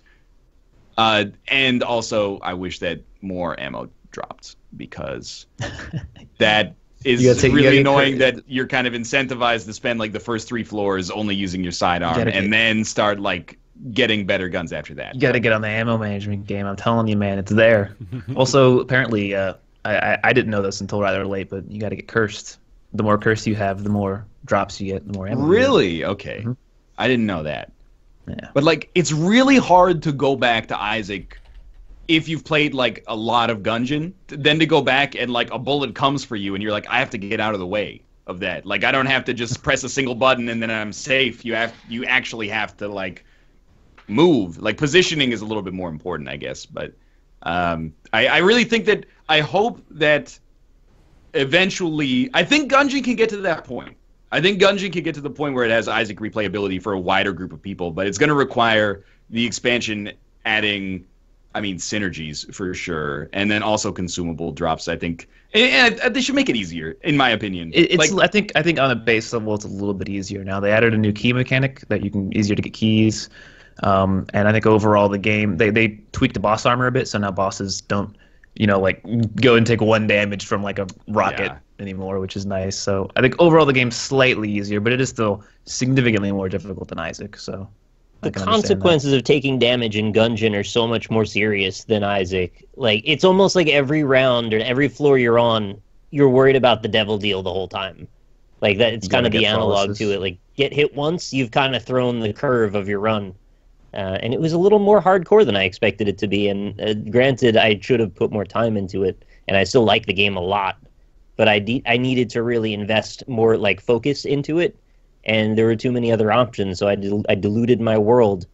I still hold out hope, though, that I will get into Gungeon on maybe not Austin's level, but, more like Ryan's level, I think. Yeah. We've talked about Gungeon pretty extensively, so I'm going to put a hard stop there because I know we could go on about it for a while. Let's go to Banner Saga 2, and I'll talk about that real quick. I was paid to play Banner Saga 2, by the way, so just got to get that out there real quick. I played a little bit of the first one as well. Banner Saga 2 is great. It's probably better than the first one. It's just fucking gorgeous. The art for Banner Saga is just phenomenal. It's unbelievably good. The story's great. It's interesting. It draws you in. Characters are great. The gameplay itself is, it's not really its strongest point in my opinion, but it's got a good balance to it. There's this it's a grid system. You've got your guys that you're controlling, and I think it's turn-based, right? It's entirely turn-based, I'm pretty sure. I feel like there might have been you played it. You tell me, buddy. I thought you did. I thought you played Banner Saga 2 as well, but I played the first one. Okay. I'm pretty sure it's entirely turn-based, yeah, but there's a good complexity to it. Like, the characters have a decent variation of moves. There's not a ton, but I think I feel like most people play the Banner Saga for the story, and it's terrific. So, kudos there. Let's go to what's the Collider 2? Nick, was that another Nick game? Yeah, that's another Nick game. That's another Nick game? Okay, what's Collider 2? Collider is the game where you fly through tunnels really, really fast and try not to hit into walls. Oh, shit, okay. Oh, that looked really fun. I remember watching you play I got so addicted to that. Really? I randomly opened it up on a stream one day, and I was like, all right, fly through tunnels. I'm down. Let's do it. And I flew through so many tunnels, man. I gotta tell you, I got more into that than I thought was possible. Really? Shit. And it gave me such an adrenaline rush every single time I played it. Man. So if you're looking for something to give you an adrenaline rush and has VR capability, I wasn't playing it VR, but you can. Guess Collider 2. It's like really fun. Okay. Apparently, I had no idea this existed. In Collider 2, you control the ship using your head. If you play in That's VR. one of the control options. Yes, it's one of them. Jesus. I did try it in VR, and it's pretty sickening. Like, just stick with a controller and a monitor, probably. Oh, that sounds so awful. Why would you ever do that? Not as a design choice, but like, why as a person would you ever choose to control it that way? All right. Let's see. Getting into there's a couple VR games here. I didn't play Job Simulator. Did you check out Job Simulator, Ryan, on the Vive? No. That's a Mathis. And then, I've heard it's fantastic. I actually am probably going to buy that like tonight for now that I've got the touch controller. And Fantastic Contraption. I don't think any of us played either, right? I played that. That's what Ryan played. Yeah, I played that, but it was like last August. I haven't played the real version. Basically, we're waiting for like 1,000 things to fall into place. I don't like plugging the Vive into Kate's computer and taking over her computer to play the Vive stuff. Mine's too far away from the living room space where we can play it. But both of our new computers are arriving very soon, so one of those computers is going to become a living room media center / HTC Vive compatible device, and then I will play VR stuff on the regular. Sorry, I just realized we're dropping every single frame right now. This is amazing. We are broadcasting still images over the internet. Oh my god! I mean, it's a podcast. Oh, yeah. Yay! Welcome to my internet. Yeah, hopefully you can still hear us. Persevere and watch the VOD. Yeah, sorry guys. Yeah, that's the advice. We are into May. Skipping past a few of these AAA releases here, getting into Stellaris. I think that probably is just going to be Ryan.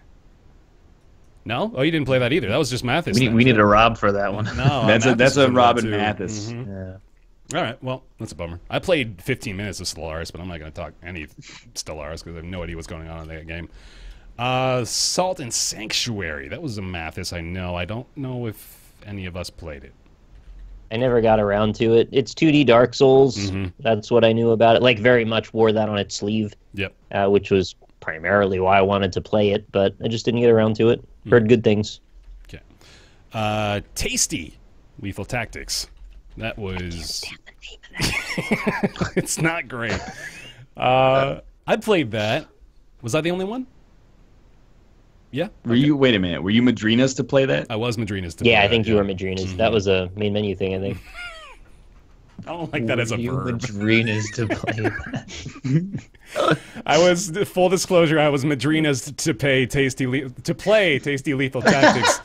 Fun game though. Pretty good time. I was surprised by how much I enjoyed it. Actually, it's just a tactical, little over-the-top shooter.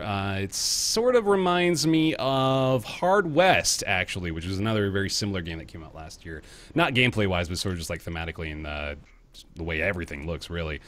But I had a good time with it. It's pretty deep, actually. There's a fair amount of mechanics involved with Tasty Lethal Tactics. So you can like take cover, you can plan a shot, you can move, and you can like path out, I think, point A to point B and what you want to do along the way. So it's sort of like the anticipate your enemy's actions and then plan accordingly kind of gameplay. So I think it works fairly well. The multiplayer was really fun. I played a bit with Tenchi, actually, and we had a good time. So it's good. I like it. Yeah, I liked it too, actually. I think that's one of those games I recorded a Let's Look At for and never released. Ooh. The Vault. It happens on occasion where I just go like, am I going to come out with it today? Nah. Tomorrow? Nah. And then it's like 2 weeks later and I'm like, nobody cares. Just unprivate it now. Nobody will know what ever came out. Yeah, there you go. That's true, yeah. It'll be in buried the YouTube 2 months ago. burial chamber. As happens to any video that you upload and then like 3 months later publish. Yep. You know what I want to do one day is just like upload and schedule a video for like 5 years from now and see if I remember that it exists. It's kind of like a time capsule for myself. Yeah. That'd be neat. YouTuber's Life. I don't think any of us played this. Oh, I played that. Oh, you did?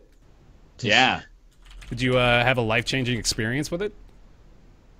It's pretty like not very good. I but kind of expected that. It exists on the gimmick of like I mean I don't really know. It's like it's game dev tycoon, but instead of like spending your time banging on a keyboard, your dude's spending his time talking into a microphone.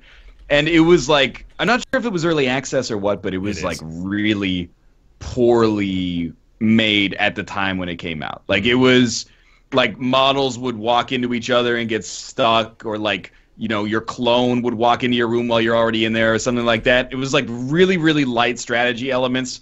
And also like some of the stuff was just, I don't know, exceptionally boring. Like you make up enough money to go to PAX, and then you go to PAX and you like walk up to people and they're like, I won't talk to you unless you have this many subscribers. You like walk up to somebody else and they're like, I'm a fashion YouTuber. Okay, cool. Like, I get what they're going for, and in the end, like, I don't think it matters what the simulation is. Like, you know, a cam studio game like Honeycam Studio could be great. Planet Coaster could be great. You know, any kind of simulation could be good if the mechanics are there, but the mechanics were like not there in this. So it was really just like, if for some reason the idea of pretending to be a YouTuber is exciting to you, then it was kind of okay. But apart from that, it exists exclusively on the strength of its idea. It's like real packs, though. Like, at a certain subscriber level, you can only take photos of Markiplier. I remember the first time I met Ryan, he didn't even want to talk to me. I didn't have enough subs. It was sad. That's very true. Yeah. Okay. It's a YouTuber's life. Gladiabots? Did anybody play that? I don't even know what that is. Yo, Gladiabots is dope, Is dude. it? Oh, shit. Yeah. So I don't think that's out on Steam yet. Mm-hmm. That is a game that is made by someone who used to work at Amplitude Studios, I think. Amplitude Studios made Endless Legend, Dungeon of the Endless Space, etc., etc. Mm-hmm. And basically what it is you get these like you get robots that are basically like a chassis with legs and then a gun on top of them, and then you visually program flowcharts that they go through, and then they fight other bots. So you'll be like, okay, if you're standing still, then if an enemy is within 50 meters, try to shoot them. If not, move to closest enemy, and then proceed back to the top of the loop. If they're within 50 meters, shoot them, etc., etc. So that was a PS1 game, wasn't it called Carnage Hearts or Vandal Hearts or something? I've played this before. Hold on, go ahead. I'm gonna look that up. Was there anything else? I mean, it has like online. It has online multiplayer now, but I haven't played it. But it was really cool, like designing the behavior that the robots would actually take, and then putting it up against other enemies. And it's not just because it's programming, because everyone's like, oh, every time it's programming, it's programming, it's programming. No, this one is more like building a strategy. It's like playing an RTS. But then, like, you don't actually play the RTS. You pre-build it, and then you run it against somebody else's strategy. Yeah. So, like, you would be making... maybe your strategy is, like... The goal is to, like, get these balls into your goal. So, like, it's like programmable Rocket League. So you'd be like, hey, you can make a strategy that's like, hey, there's a really small dude who's really fast. Just have him run out there and get the ball and come back. But if you go up against a different strategy that's like... just shoot at anything that comes into sight. Like, shoot at anything carrying a ball, you lose. But against different strategies, those strategies could become viable. So it's a very dynamic sort of, like, metagame, at least in theory. I don't know if maybe online it's just like, everybody only uses, Reno robots that restore your health fully to 30. Mm-hmm. Blizzard, why do you hate everything? Like, but at least playing against the AI, I was like, this is a really, really cool concept. That was actually, it looked really good and worked well, and it's very difficult to teach a system like that because it's so different than like typical gameplay. So it was it's good. I'm gonna play more of that game, like almost 100%. Dope. The game was Carnage Heart, by the way. It was a PS1 game. I rented it when I was like 13. Same game. It's the same premise, same everything. All right, so this is now the 1993 indie review wrap up. Sweet. Yeah. Did I get that right, by the way? 13-year-old Nick was 1993, right? This came out in 97, so actually I just BS the number. Oh, damn. Okay. Dead by Daylight. Getting into June now. Austin, you've played a fair amount of this, right? Yeah, I actually really I enjoy the game. I just wish it wasn't a fucking mess, man. I think that's about all of our sentiments, pretty much, right? I think the glad core, it's a mess. I think I think Friday the 13th, which we just played a couple days ago, showed me how kind of easy it is to fuck up a gameplay loop or like an asymmetrical horror multiplayer. Help. I do that all the time. You just start saying genre names. Yeah, you just start saying too many genres. Friday the 13th showed me how Dead by Daylight is actually a good gameplay loop. But as I said, the game itself is broken. It's so buggy that it's almost unplayable to a certain extent. But I think the game still it's got what is it? broken. 5 months later, yeah.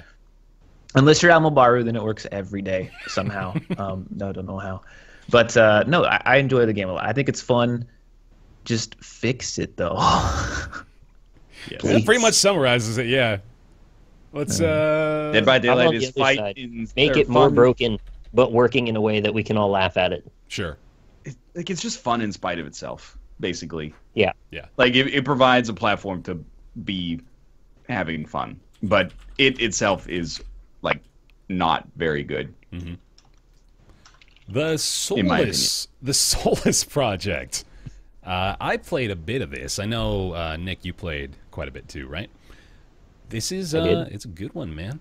I enjoyed it. It's a fun little exploratory one, although there is quite a bit going on with it as well. I didn't get it deep enough to really go on record as having the experience. So I think, Nick, you should probably go ahead and take this one too. So that's the thing when you said it's little, is it might not be little. I never finished it. There were, I think, 5 chapters, and I think they said the trajectory of the game was something like 10 or so hours, and it's got such a cool premise. Like, you're exploring an alien world in a survival situation, and you've got to mitigate some really terrifying shit, like the fact that it becomes subarctic outside at night, and if you don't get by a heat source, you're going to die.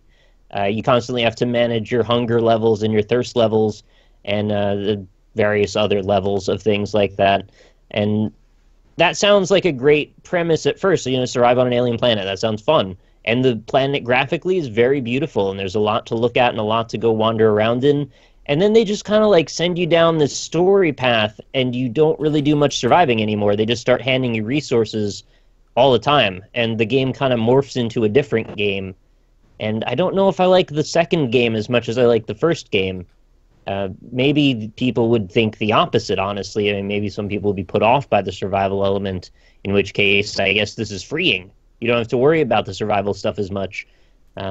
Regardless, the atmosphere stays good all the way through. And the soundtrack, from what I can remember, was interesting. There was a lot of really wild shit that happens with the weather. There's like a tornado that'll show up and kill you. You gotta like watch it. It's always like headed right for you somehow. It knows right where you're at and wants to kill you. A lot of backtracking I found as well, which I don't know if that was me playing it badly or that was actually how it was designed, but there was a lot of just kind of wandering aimlessly. But I liked it at a core level. I just couldn't get behind it as what it ended up being. Sort of like Layers of Fear, actually. Well, there you go. Might have been a bit long. Yeah. Space Run Galaxy.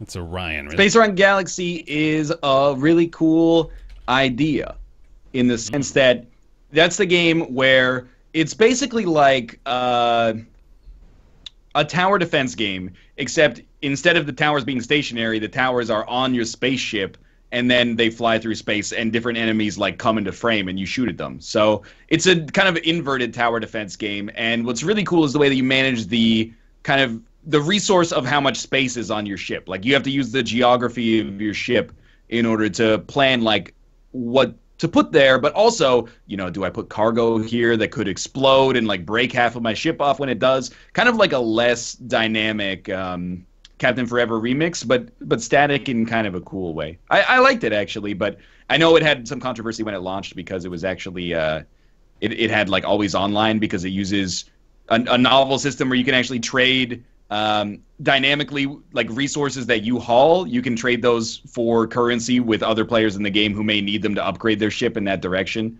But that I actually quite liked it, and I was Madrina's to play it though. Oh boy, okay, hold on, I fucked that up. There we go. Okay, sorry, I was going behind the scenes. That is Madrina's. That is Space Run Galaxy. Valhalla. Anybody play that? Or was that a Mathis? I was told to play it a bunch of times, that it's got a very interesting narrative to it.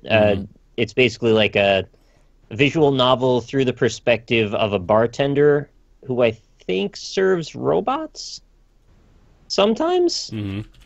This is where my understanding breaks down. Okay. But apparently a narrative emerges through the course of you doing your job, and it's very provocative.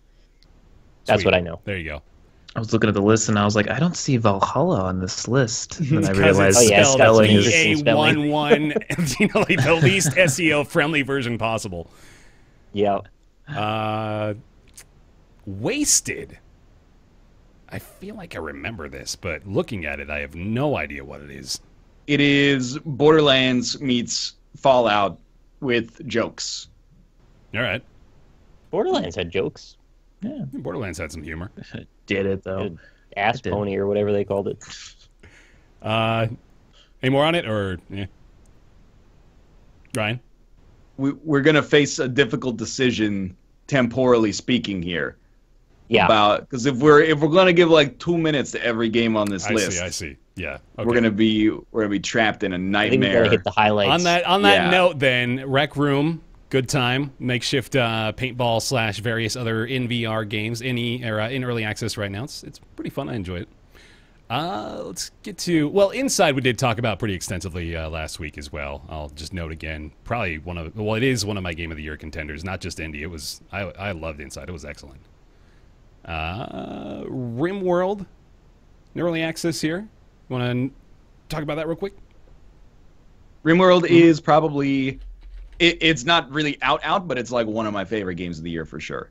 So RimWorld, I think, has the potential to be the game out of those sandbox games. Like, it's got way more depth than Astroneer. It's way more accessible than Dwarf Fortress. To me, it has a more compelling concept than Prison Architect, which is also an excellent game. I think like all of those are merged together in like the best way in RimWorld. And really, like that game, it could be out of early access right now. They could call it feature complete and just come out with it, but it might be in early access forever, which is also fine. So that game is really, really, really good. Mm-hmm. Let's go to Quadrilateral Cowboy real quick as well, because that was a little bit of me and not nearly enough of me. I should have played more of that one. I feel bad about leaving that one 90 minutes in, honestly, because that was a good time. Quadrilateral Cowboy is not going to help my stereotype of only liking games that require some form of scripting or programming in them. Yeah. But in the interest of being, fair and balanced here, I actually think that Quadrilateral Cowboy is a game that does not deliver overall on its premise. I think the first couple of levels are really, really good, and the last mission really unifies everything. But apart from that, it really feels like 6 different mechanics that never really get used together, unfortunately. They never build up, they only build sideways, mostly for that game. But apart from that, I think that it's excellent. In terms of its concept, in terms of execution, it left a little bit to be desired, I think, unfortunately. And really, the programming in that game is not the strongest part. Like, you really only need to know 4 commands, and then you don't really get any more creative. In my opinion, at least, you don't get much more creative than you do in the first couple of missions. So it was kind of I thought it was kind of a bummer in the end, but I enjoyed it mostly because of its novel concept, I suppose. Mm-hmm. Was that Blendo 30 Flights of Loving People? Yeah, okay. That's Blendo. Next up is Necropolis, which I had very lukewarm feelings about. Who was it? Nick, you played that series with us, right? It was me, you, Rob. It was me, you, and Robinson Victor. Yeah. That was, we got 3 episodes into that and then immediately realized that we were going to be doing the same thing over and over and over and over, and there was not much variety to be found. So it's a dungeon crawler. It's pretty run of the mill. You're getting new weapons as you go. You're leveling up your character a bit. You're progressing, but there's not a lot of draw there. I don't even know what to say about it, really. It's just, I feel like that game fooled everyone into thinking it had 90% more content than it did. Absolutely. Well, it had such a cool, intriguing visual style, and it hinted at such depth that we kind of all expected, this is going to be like procedural Dark Souls, and it looks like this. It's gotta be the shit. And unfortunately, it just was sort of shallow. Yeah. I still don't think it was a terrible game. It just wasn't nearly as intriguing as it looks. Yeah. You go through roughly maybe 3 or 4 floors down, and the floors are about 20 minutes each, and you've seen everything in the whole game. Yep. You've seen nearly everything. And I was blown away at how little there was in the game. And I'm not going to say I was salty that I spent was it $40 for the game or something? $30. It was way. It was a too premium expensive. price for what it was. In addition, they also were overly obtuse with what the game mechanics were. There was a lot of stuff that they just didn't explain for the sake of it seeming mysterious. Mm-hmm. And, I don't know, a lot of really weird humor that I didn't really find very funny. Yeah, that was one of the big turnoffs for me. It was just a really weird sense of humor. It was trying to be serious and funny at the same time. All the time. Constantly. It would kind of did neither. Hit you from either side, and you're like, what am I supposed to be feeling? I don't understand what the theme is here. I still like the visual aesthetic, though. I think it's a pretty game. I think it's interesting to look at, but maybe that's the best thing it has going for it. Sure. I think I might be the only one that played any of Fury, and I didn't really play that much. Furi, yeah. I did. How'd you get around to that one? I did like what little I did play of it. I think I might go back and try to play a bit more Fury because it looked pretty good. Death Road to Canada also may just be me. Oh, no, Ryan, you played a bit of that, right? Yeah.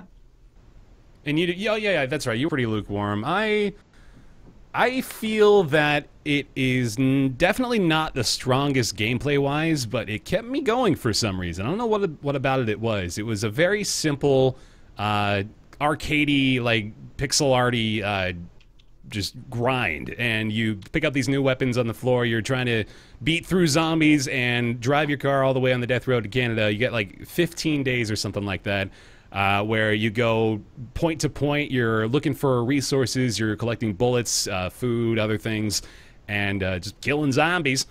And it's pretty simple, but I had a really good time with it. I've got like 30 hours or something in Death Road to Canada. It took me a long time to beat it. It is pretty tough too, but I had a good time. I enjoyed it. It's just one of those things where, like, I really like the sort of, like, you can finish a run in just a couple of hours mechanic, but I really want that, like, mechanic that you're spending the most time with to be a lot of fun. And I'm not saying it isn't objectively, but I was, like, really bored of looting and smashing zombies over the face in, like, 45 minutes. But apart from that, I like the game. But the actual, like, central mechanic of it, I don't really like. But I like the Oregon Trail side. I just don't enjoy beating enemies over the head with a wooden plank over and over. Yeah. I don't like beat 'em ups that have that much verticality. And the way that system works is really just a side-scrolling beat 'em up. But that's on me, honestly. Yeah, fair enough. Video Ball.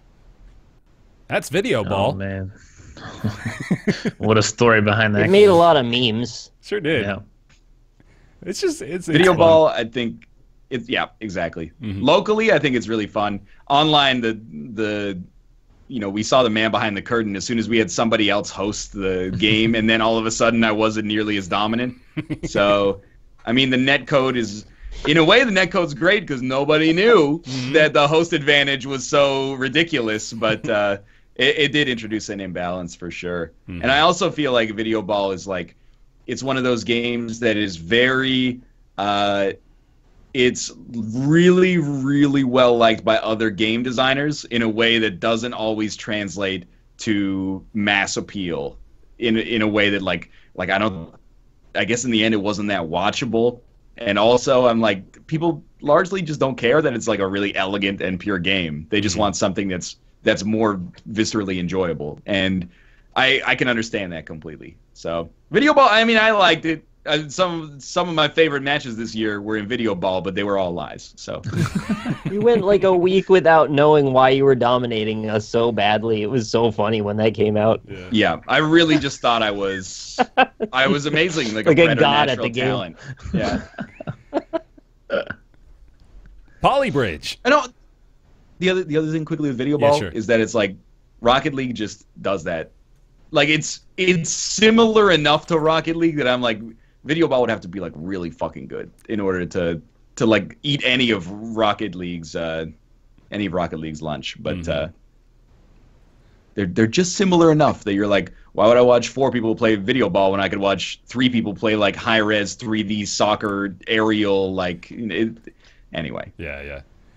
Polybridge, also this year, just a fun little simulation bridge builder. Probably seen this in GIFs throughout the internet without realizing what the game itself was, but here it is. It's a good time, yeah? That was just so Ryan, chill. That game's like, no, I played it too. It's such a relaxing game, and it's both relaxing and perplexing at the same time, but you don't feel so pressured by the game to be like figure it out or you're an idiot. You just kind of like just chill and figure it out. If you figure it out, cool. I really like Polybridge. The only problem is the bridges, they get too difficult, in my opinion. They get so difficult so quick. They're like, I have 7 hours in that game. Like 2 hours of it is building bridges, and then 5 hours is like, no, this strut doesn't work. Okay, like delete it. This strut doesn't work. This strut doesn't work. But the whole time, you got that nice little like acoustic guitar kind of meandering in the background, and the graphics are really nice. You're like, this is a good way to spend my time. But like I'm too dumb to anything requiring hydraulics or suspension. Like I cannot do. I spent hours trying to do it. Would you rather, though, that it has too much depth and too little? I would just like a gentler curve. Because, Okay.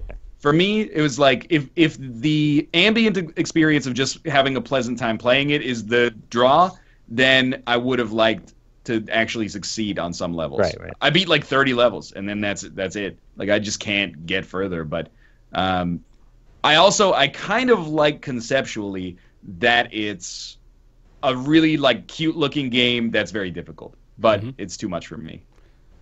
Abzu was gorgeous, but just didn't really have the lasting value for me.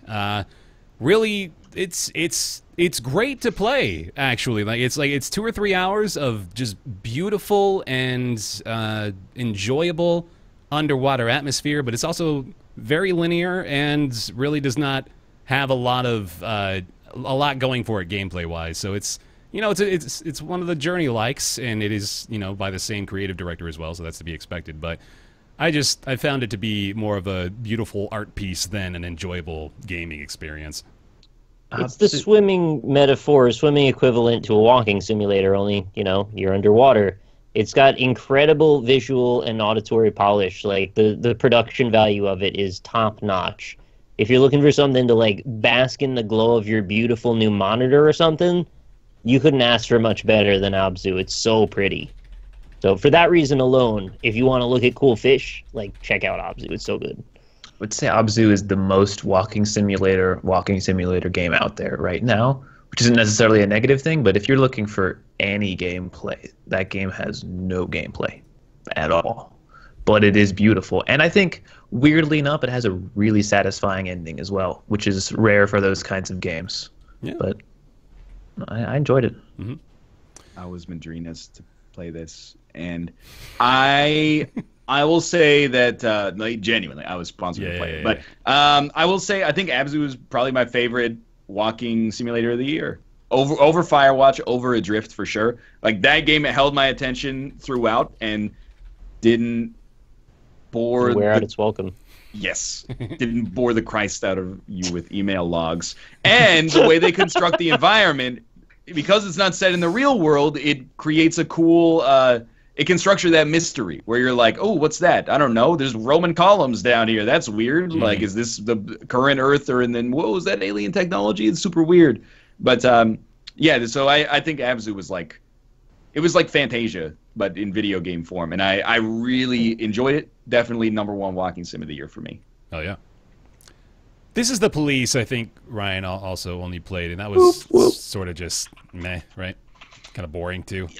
Yeah, I think I don't like it as much as a lot of people like it because I don't know, it deals with sensitive subjects in an extremely ham-fisted way, and like when that's supposed to be part of it, when part of it is supposed to be that it deals with mature themes, it's like it's just a very weird way to handle it. Yeah, like the game is not doing a good job of handling like a mature topic if it just goes like 3 days into the game it goes like, hey, the mayor's really racist, he wants you to fire all of your black police officers, are you gonna do it?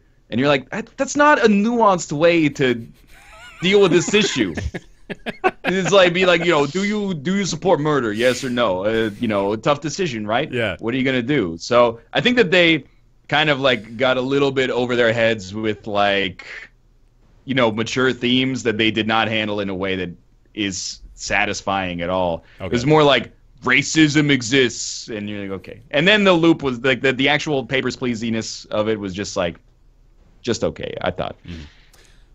Reigns, I enjoyed quite a bit. Really simple, just swipe right or left game. It does exactly what it wants to do, though, and I like it quite a bit. It's funny, it's enjoyable.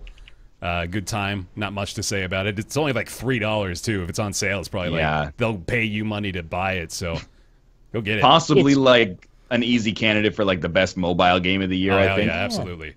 It was so much fun. The interface is really simple, and it's got a cool way of approaching the way they laid out the mechanics. Like, you don't expect it to take a turn, and then it kind of goes somewhere else, which is neat. Mm-hmm. Yep. Did you play Reigns, Austin? I didn't. I really want to though. So Just like, get it it's still your on phone, my man. list. You got to get it on your phone. It's so good. Worms, Weapons of Mass Destruction, real quick. The It best. is Worms. The best recent Okay, that's Worms good. Sorry, skip. I don't know if it's visible. Yeah, to the Yeah, Sky everyone's viewers, but, skipping. Yeah. We're trying Internet's real hard being to an make issue, this. but- I don't know what the fuck's going on, man. I've dropped 60,000 frames. This is absolutely ridiculous. Couldn't be 9,000. I know, right? All right. 15 minutes of frames. I know. So, Grow Up. I played a Why? a What did I touch do? of that. I played a touch of that. I don't like the controls in Grow Up. Was I the only one that played Grow Up, or No, I played it. I I thought it played was? Grow Home recently. I thought it just felt really clunky to move around. Do you echo that at all? It has the same sort of like. I mean, it does have some imprecisions in its controls. The way that it gets around that, and you may feel that it's artificial, is you can basically terraform anything. So it's kind of like Astroneer. That's like, you get stuck in the ground, and then you just like, okay, I'll just dig out the ground with my gun. Or like, I'm trapped in a pit. I'll just build like a big staircase up here with my gun. Yeah. So it's, I mean, I liked it. It was kind of like a really short collectathon, like N64 style 3D platformer. I thought it was pretty cool. Sweet. Kingdom New Lands, expansion to the Kingdom base game from last year. Free if you own the base game. Extremely good. Love it. Highly recommended expansion for that game. One of my favorite indies of last year. And plus. Did we play that? Did we even get around? I played it. You played it. It's very much N plus Yep. again. It's just got so fucking many levels. Like, if you're into N plus, you're gonna love it because it's just almost endless. But I personally don't love the physics and platforming controls to it. It feels too floaty to me. Granted, that's very subjective. I prefer something a little crisper, I guess, than that. If that's a way you can describe controls, I don't know. Definitely the game I ate the most shit on this year in Yeah. terms of like my Let's Look At. So, I get it. The momentum feels fluid. It just isn't what I want out of a platformer, personally. yes. Sweet. But it's probably great if you like that mechanic. Tricky Towers. You guys have been playing quite a bit of Yo, this on the Tricky NLSS. Towers. Yeah, AKA that is Wind like Tetris. low-key one of the best multiplayer games of the year. That, I mean, I don't know if it's being slept on, but I think people just go, it's like a Tetris variant. But the puzzle mode of that game elevates it to a level beyond just being okay. Like, that's actually a good multiplayer game, and the online works. Full stop. Perfect.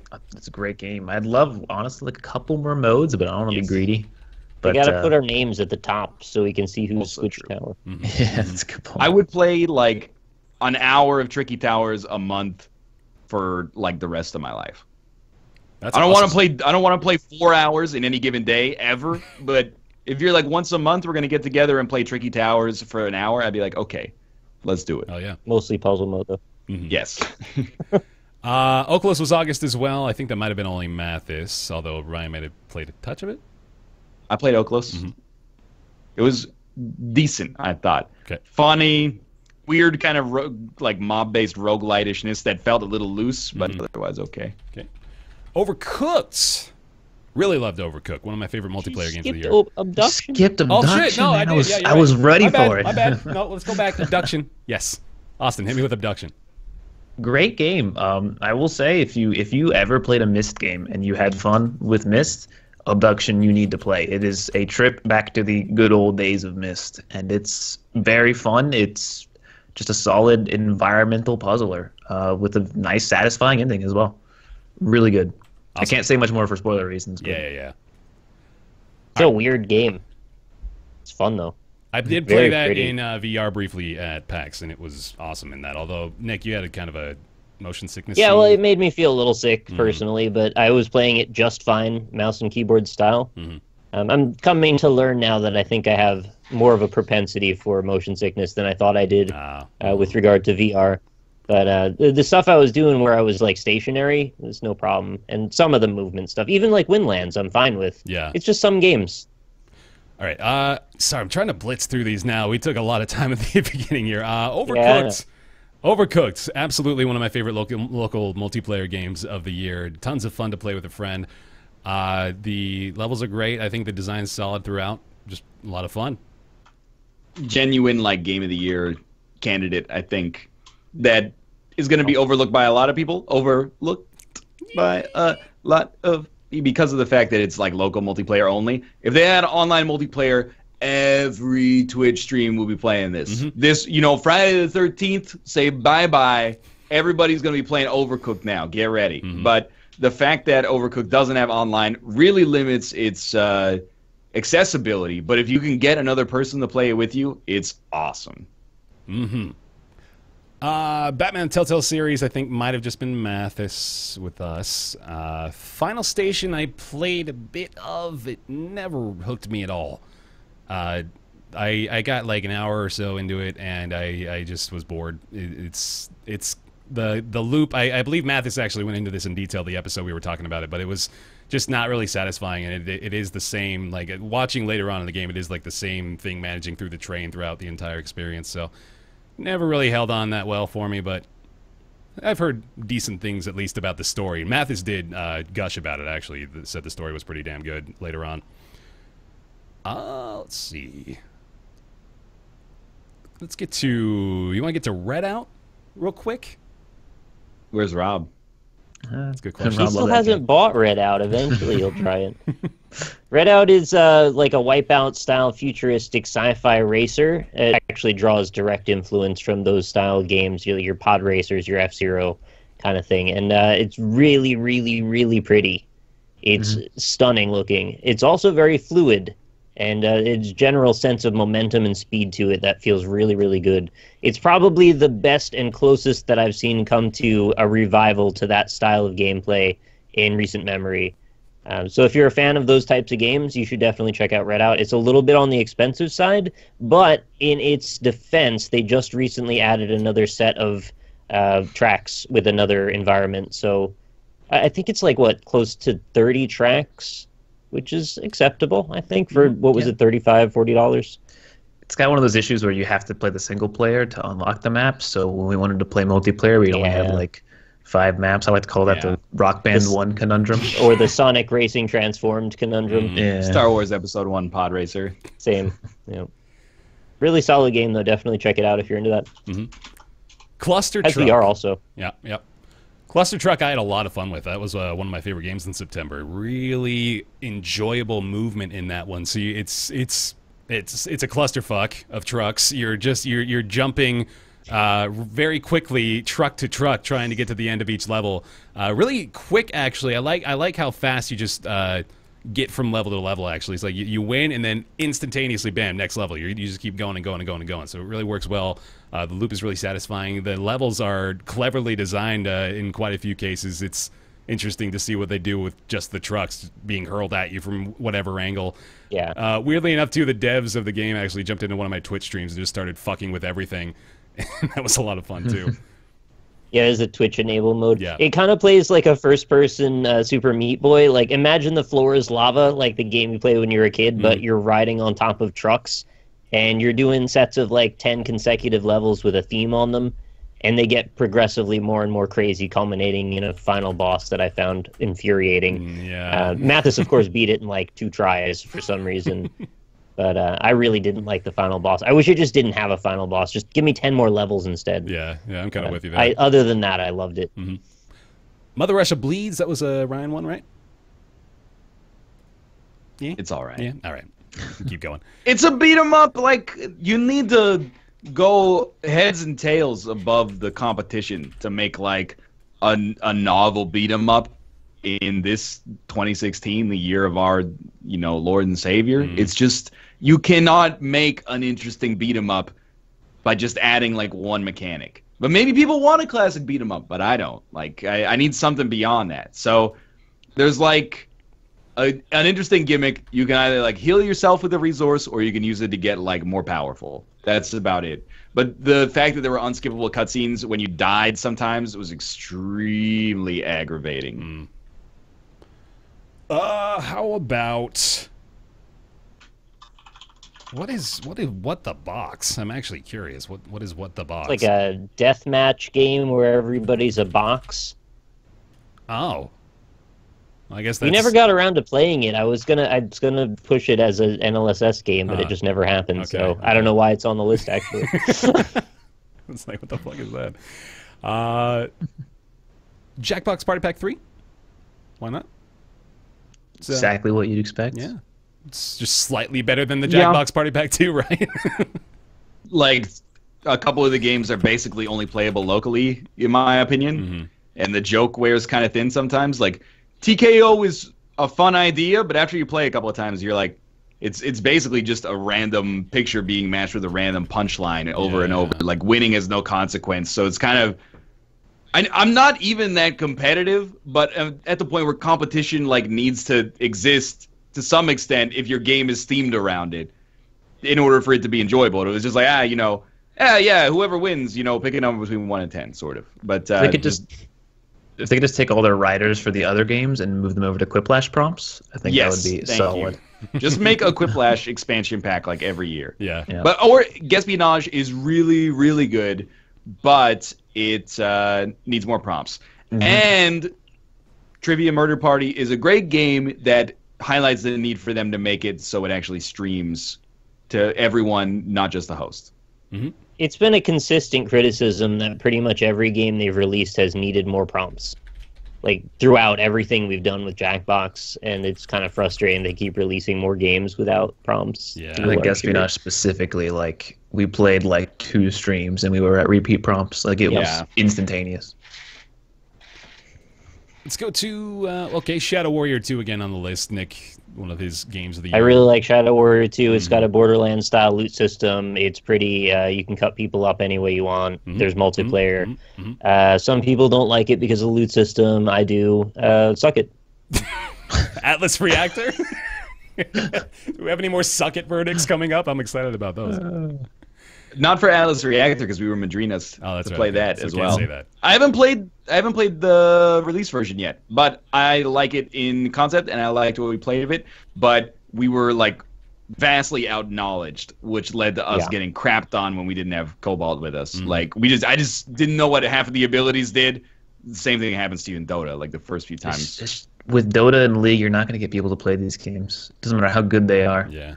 I think there's a discussion to be had about that. That's like, like you're really gonna come out with a MOBA in 2016? MOBA in 2016. Like I get it, but you got a lot of talent. Like, your people have worked in the industry for like 10 years, 20 years.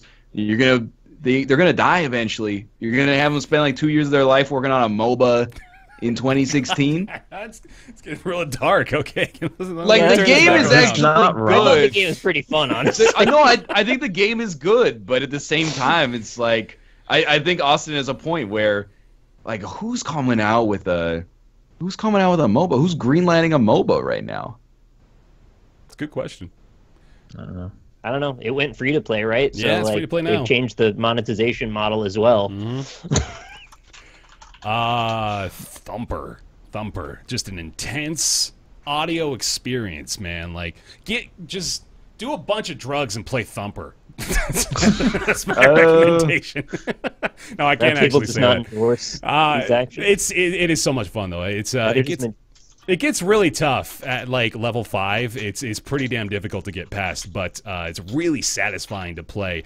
I only wish that it was more aligned with the actual soundtrack, the gameplay itself, because it does feel a little just like, I don't know what the word is really for it, but like separated from the audio every now and then. It just feels like you're sort of arbitrarily doing things, but when it works phenomenally, and the visually and audio is just, it's so good.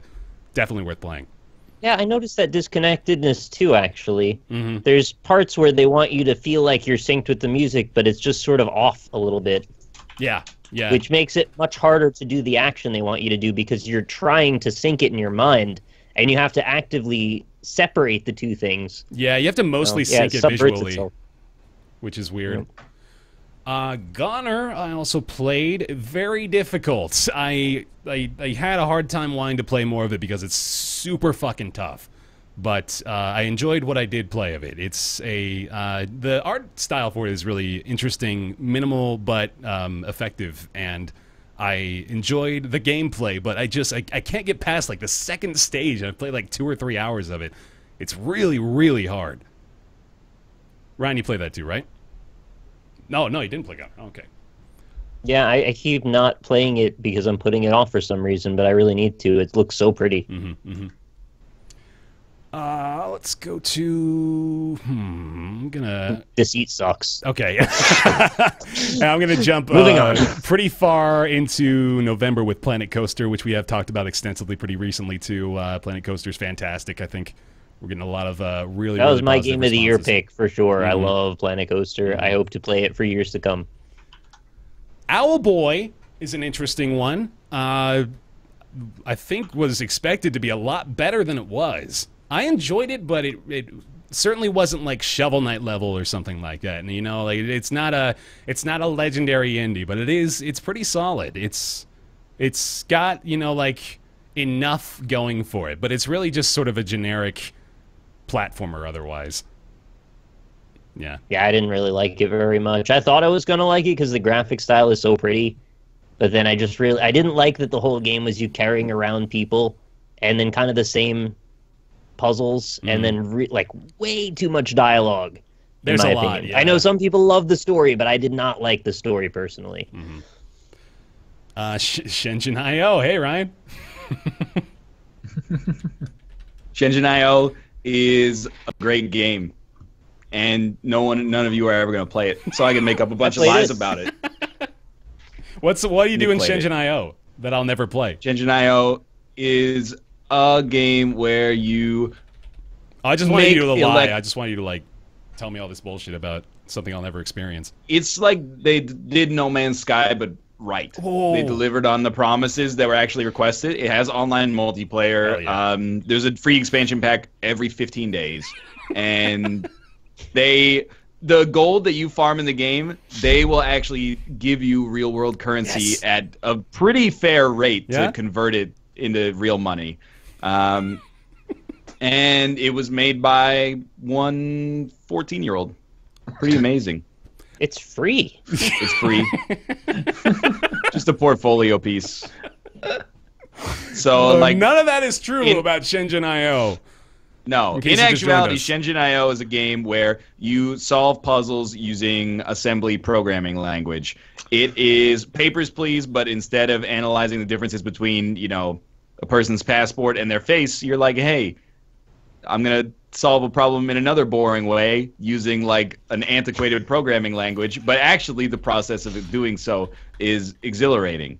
And I've gushed about this game a lot. More so, I probably spent more time talking about it than I've actually spent playing it, to be honest with you. But that's because as a novice programmer, whenever I find myself having time to play Shenzhen IO, I'm like, I should just read more of this textbook, to be honest with you. Like I should get another couple of lessons done here. So, but it's really, really good. And if nothing else, it might not widen the pool of people who play Zachtronics games, but the people who already played it are like, this is my jam, like 100%. Yeah. It basically takes their last game, which was a TIS 100.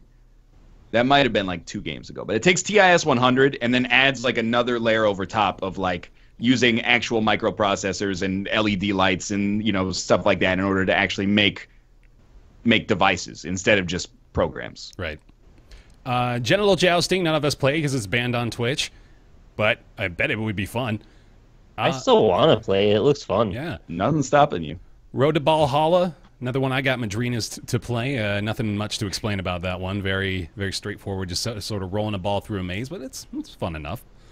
Political Animals, Ryan and I talked about quite a bit a couple of months ago. It's another political simulator with a couple of mechanics that are unfortunately broken that do sort of taint the experience. They've made some attempts to balance it a bit since we last talked about it. And they actually emailed me to run over some of the changes, but it's still just it's a decent enough time, but it's not really it's not the top tier political simulator.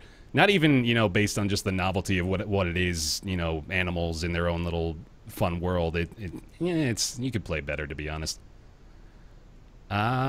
Beholder was unfortunately another lukewarm game for me.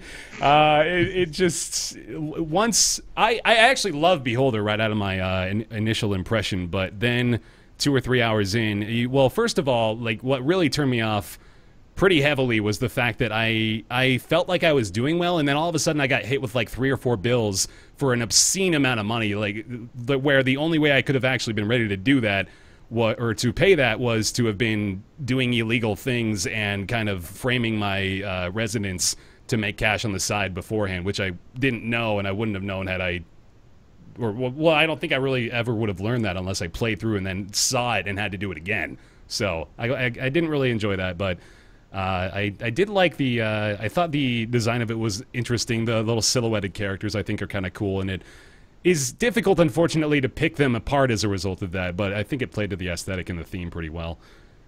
Yeah, it was just an unfortunately weirdly balanced game that turned me off as a result of it. And how about Ghost Lords, real quick? FTL meets Pokemon, but the Pokemon are ghosts, and you collect them, and you also fight them, and you go through a series of procedurally generated event areas where you can decide the fate of your ghost team and try and make it to the end of each campaign. There's 5 campaigns, probably a good 10-plus hours worth of gameplay for $10. Art style is fairly simple. I really enjoy it. It's fully moddable. A lot of personality to it, some silly monsters to discover and such. I recommend that game. I think you should all check it out. Mm-hmm. Almost nobody's heard of it, and you could be the first one in your friends group to tell your friends about it. Sweet. And then Copanito. Ryan, I remember you had some fond feelings about this game a little while ago. Yo, Copanito is like the best game of the year that is going to be sunk because the online just does not work. Yep. Like that, it's move or die. It's exactly the same thing. It's like an arcade. People are like, why don't they make games like NFL Blitz anymore? Why don't they make games like Wayne Gretzky's 3D hockey? This is that. It's great. It's like Mario Super Strikers, Mega Man Soccer, etc., etc. But the online doesn't really work. Sometimes you can get like a good game, but really, like, playing against the AI was fun. I got like my $5 worth out of playing against the AI for sure. But if you want to play with friends, it uses like it just doesn't work. Like the P2P online makes it so like you're actually like not in, you can't see anything, and then like you're just getting styled on. Yeah. If you want to make $1 billion in this industry, what you need to do is develop middleware for indie developers that handles net connection. Yes. If you are like a John Carmack level genius, it would behoove you to invent some kind of like modular middleware that people can just put in their game engines. That is just like you check a box and then like it opens up a bunch of stuff that they can just hook UI elements up to. You would grow in the whole industry, including all the Twitch streamers and YouTubers. We'd all move up in the world. All right, and I don't think any of us played Shadow Tactics Blades of the Shogun. Last Guardian is not indie, thank God. So, Astroneer is the last game, the wrap-up, and I think it's a good one to end on because I am really excited about where Astroneer is going. I think it's fun. I'm worried we're going to run out of content for it very quickly, and I think I'm probably right on that. Yes, for now, still, we'll have a good time regardless. It's a nice like framework to expand on in the future, but it does. Mathis always says like, why is an ocean shallow as a puddle? I sort of feel like that's what we're discovering about Astroneer, is that it's beautiful and there's lots of awesome stuff that you discover the first time you're on the planet, but then like we flew to another planet and we're like, hey, there's oxygen, let's like go back and like it just seems like possibly we're maybe just getting the surface, but hopefully they've got an awesome platform that they can iterate on, and then if we are indeed getting close to the end of the content in Astroneer in a year or 2 years from now, it'll be more like sandboxy and rimworldy in a way that you can create your own fun, I guess. Mm-hmm. We didn't talk about Osiris New Dawn, which was another space survival kind of sandboxy game, and that had very much the same, what I'm perceiving to, think is going to be an issue about Astroneer, but I think it was even worse than that. I think we were done with all the content in like 2 hours. Mm-hmm. They have been adding to it, thankfully, and hopefully Astroneer will be just the same. But that's just endemic of the system lately. It's just so many games with very little content coming out early to try to generate hype, but I think in the long run it ends up doing the opposite. Yeah, because you get burned out on it and you don't want to play it again. Yeah. Anyone else, something we probably missed throughout the course of anything particularly noteworthy? Want to make sure we get on? Think we're good? No. Yeah. I mean, we skipped over AM2R, but I mean, that's not really so much an indie game as well. It is and it isn't. It's a Nintendo property reimagined as an indie game in a way. I think it's really good. I know you're not really supposed to play it, but you should maybe play it if that's possible for you and you're a fan at all of Metroid games. Good shit. I might do a video on it because I think I have a lot of things to say about AM2R. Go ahead. Yeah, right on. Okay, well, I think that does it. And God, I'm so sorry. I have no idea what happened tonight, but we dropped like 100,000 frames. I hope you enjoyed the basically audio-only version of Roundtable Live tonight. The VOD is fine, though, so if you want to watch the video itself, we got the whole thing on a local file, so that's not going to have any drops. So if you want to catch that, you can catch that on any of our YouTube channels. Bear Taffy, Rock Lee, Smile, Northern Line. Mathis will have it up on his channel as well. He's out celebrating holidays, of course, so we want to wish him I'll upload it for him. It's fine. There you go, yeah. Of course, happy holidays to all of you as well, and thank you very much for another basically full year of support here on Roundtable Live. We really appreciate you. This has been a whole bunch of fun. We're going to keep doing it because fuck it, right? Might as well. We also want to thank Madrina's Coffee for sponsoring the December run of Roundtable episodes. You can go to madrinascoffee.com/roundtable, enter a giveaway to win free coffee for an entire year, or use the code roundtablecoffee.com. What am I talking about? It's way too late. Roundtable Coffee is the code to save 40% on anything on the online store, madrinascoffee.com/shop. Thank you very much to our Patreon supporters as well over on patreon.com/roundtable. Julian Avelsgaard, General Crunk, Jonathan Graham, Scrotty119, Trevor Farley, Chaos, not a new Patreon supporter, just changing my name, Theorist. Colby Klein, David Schmitz, Greenlight, Orange Salzman, Christopher Flagg, Eric Schooley, Brizzlebrit, Positron, Mythscare, Mediocrities, Justin Smurfett, and Logan Ray. Thank you guys all very, very much for maintaining your support over there on the Patreon. Thank you guys.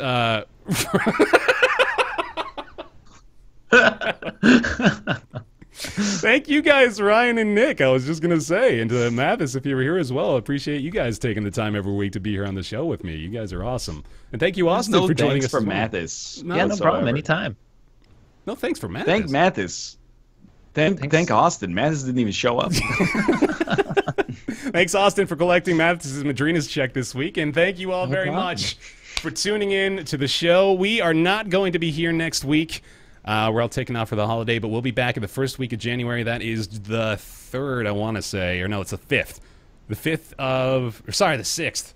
Let me keep lying to you here. The 6th of January is when we'll be back here for more Roundtable. And until then, we'll say thank you very much again for watching, and we'll see you next year. Bye. Later, everybody. Bye. RIP 2016.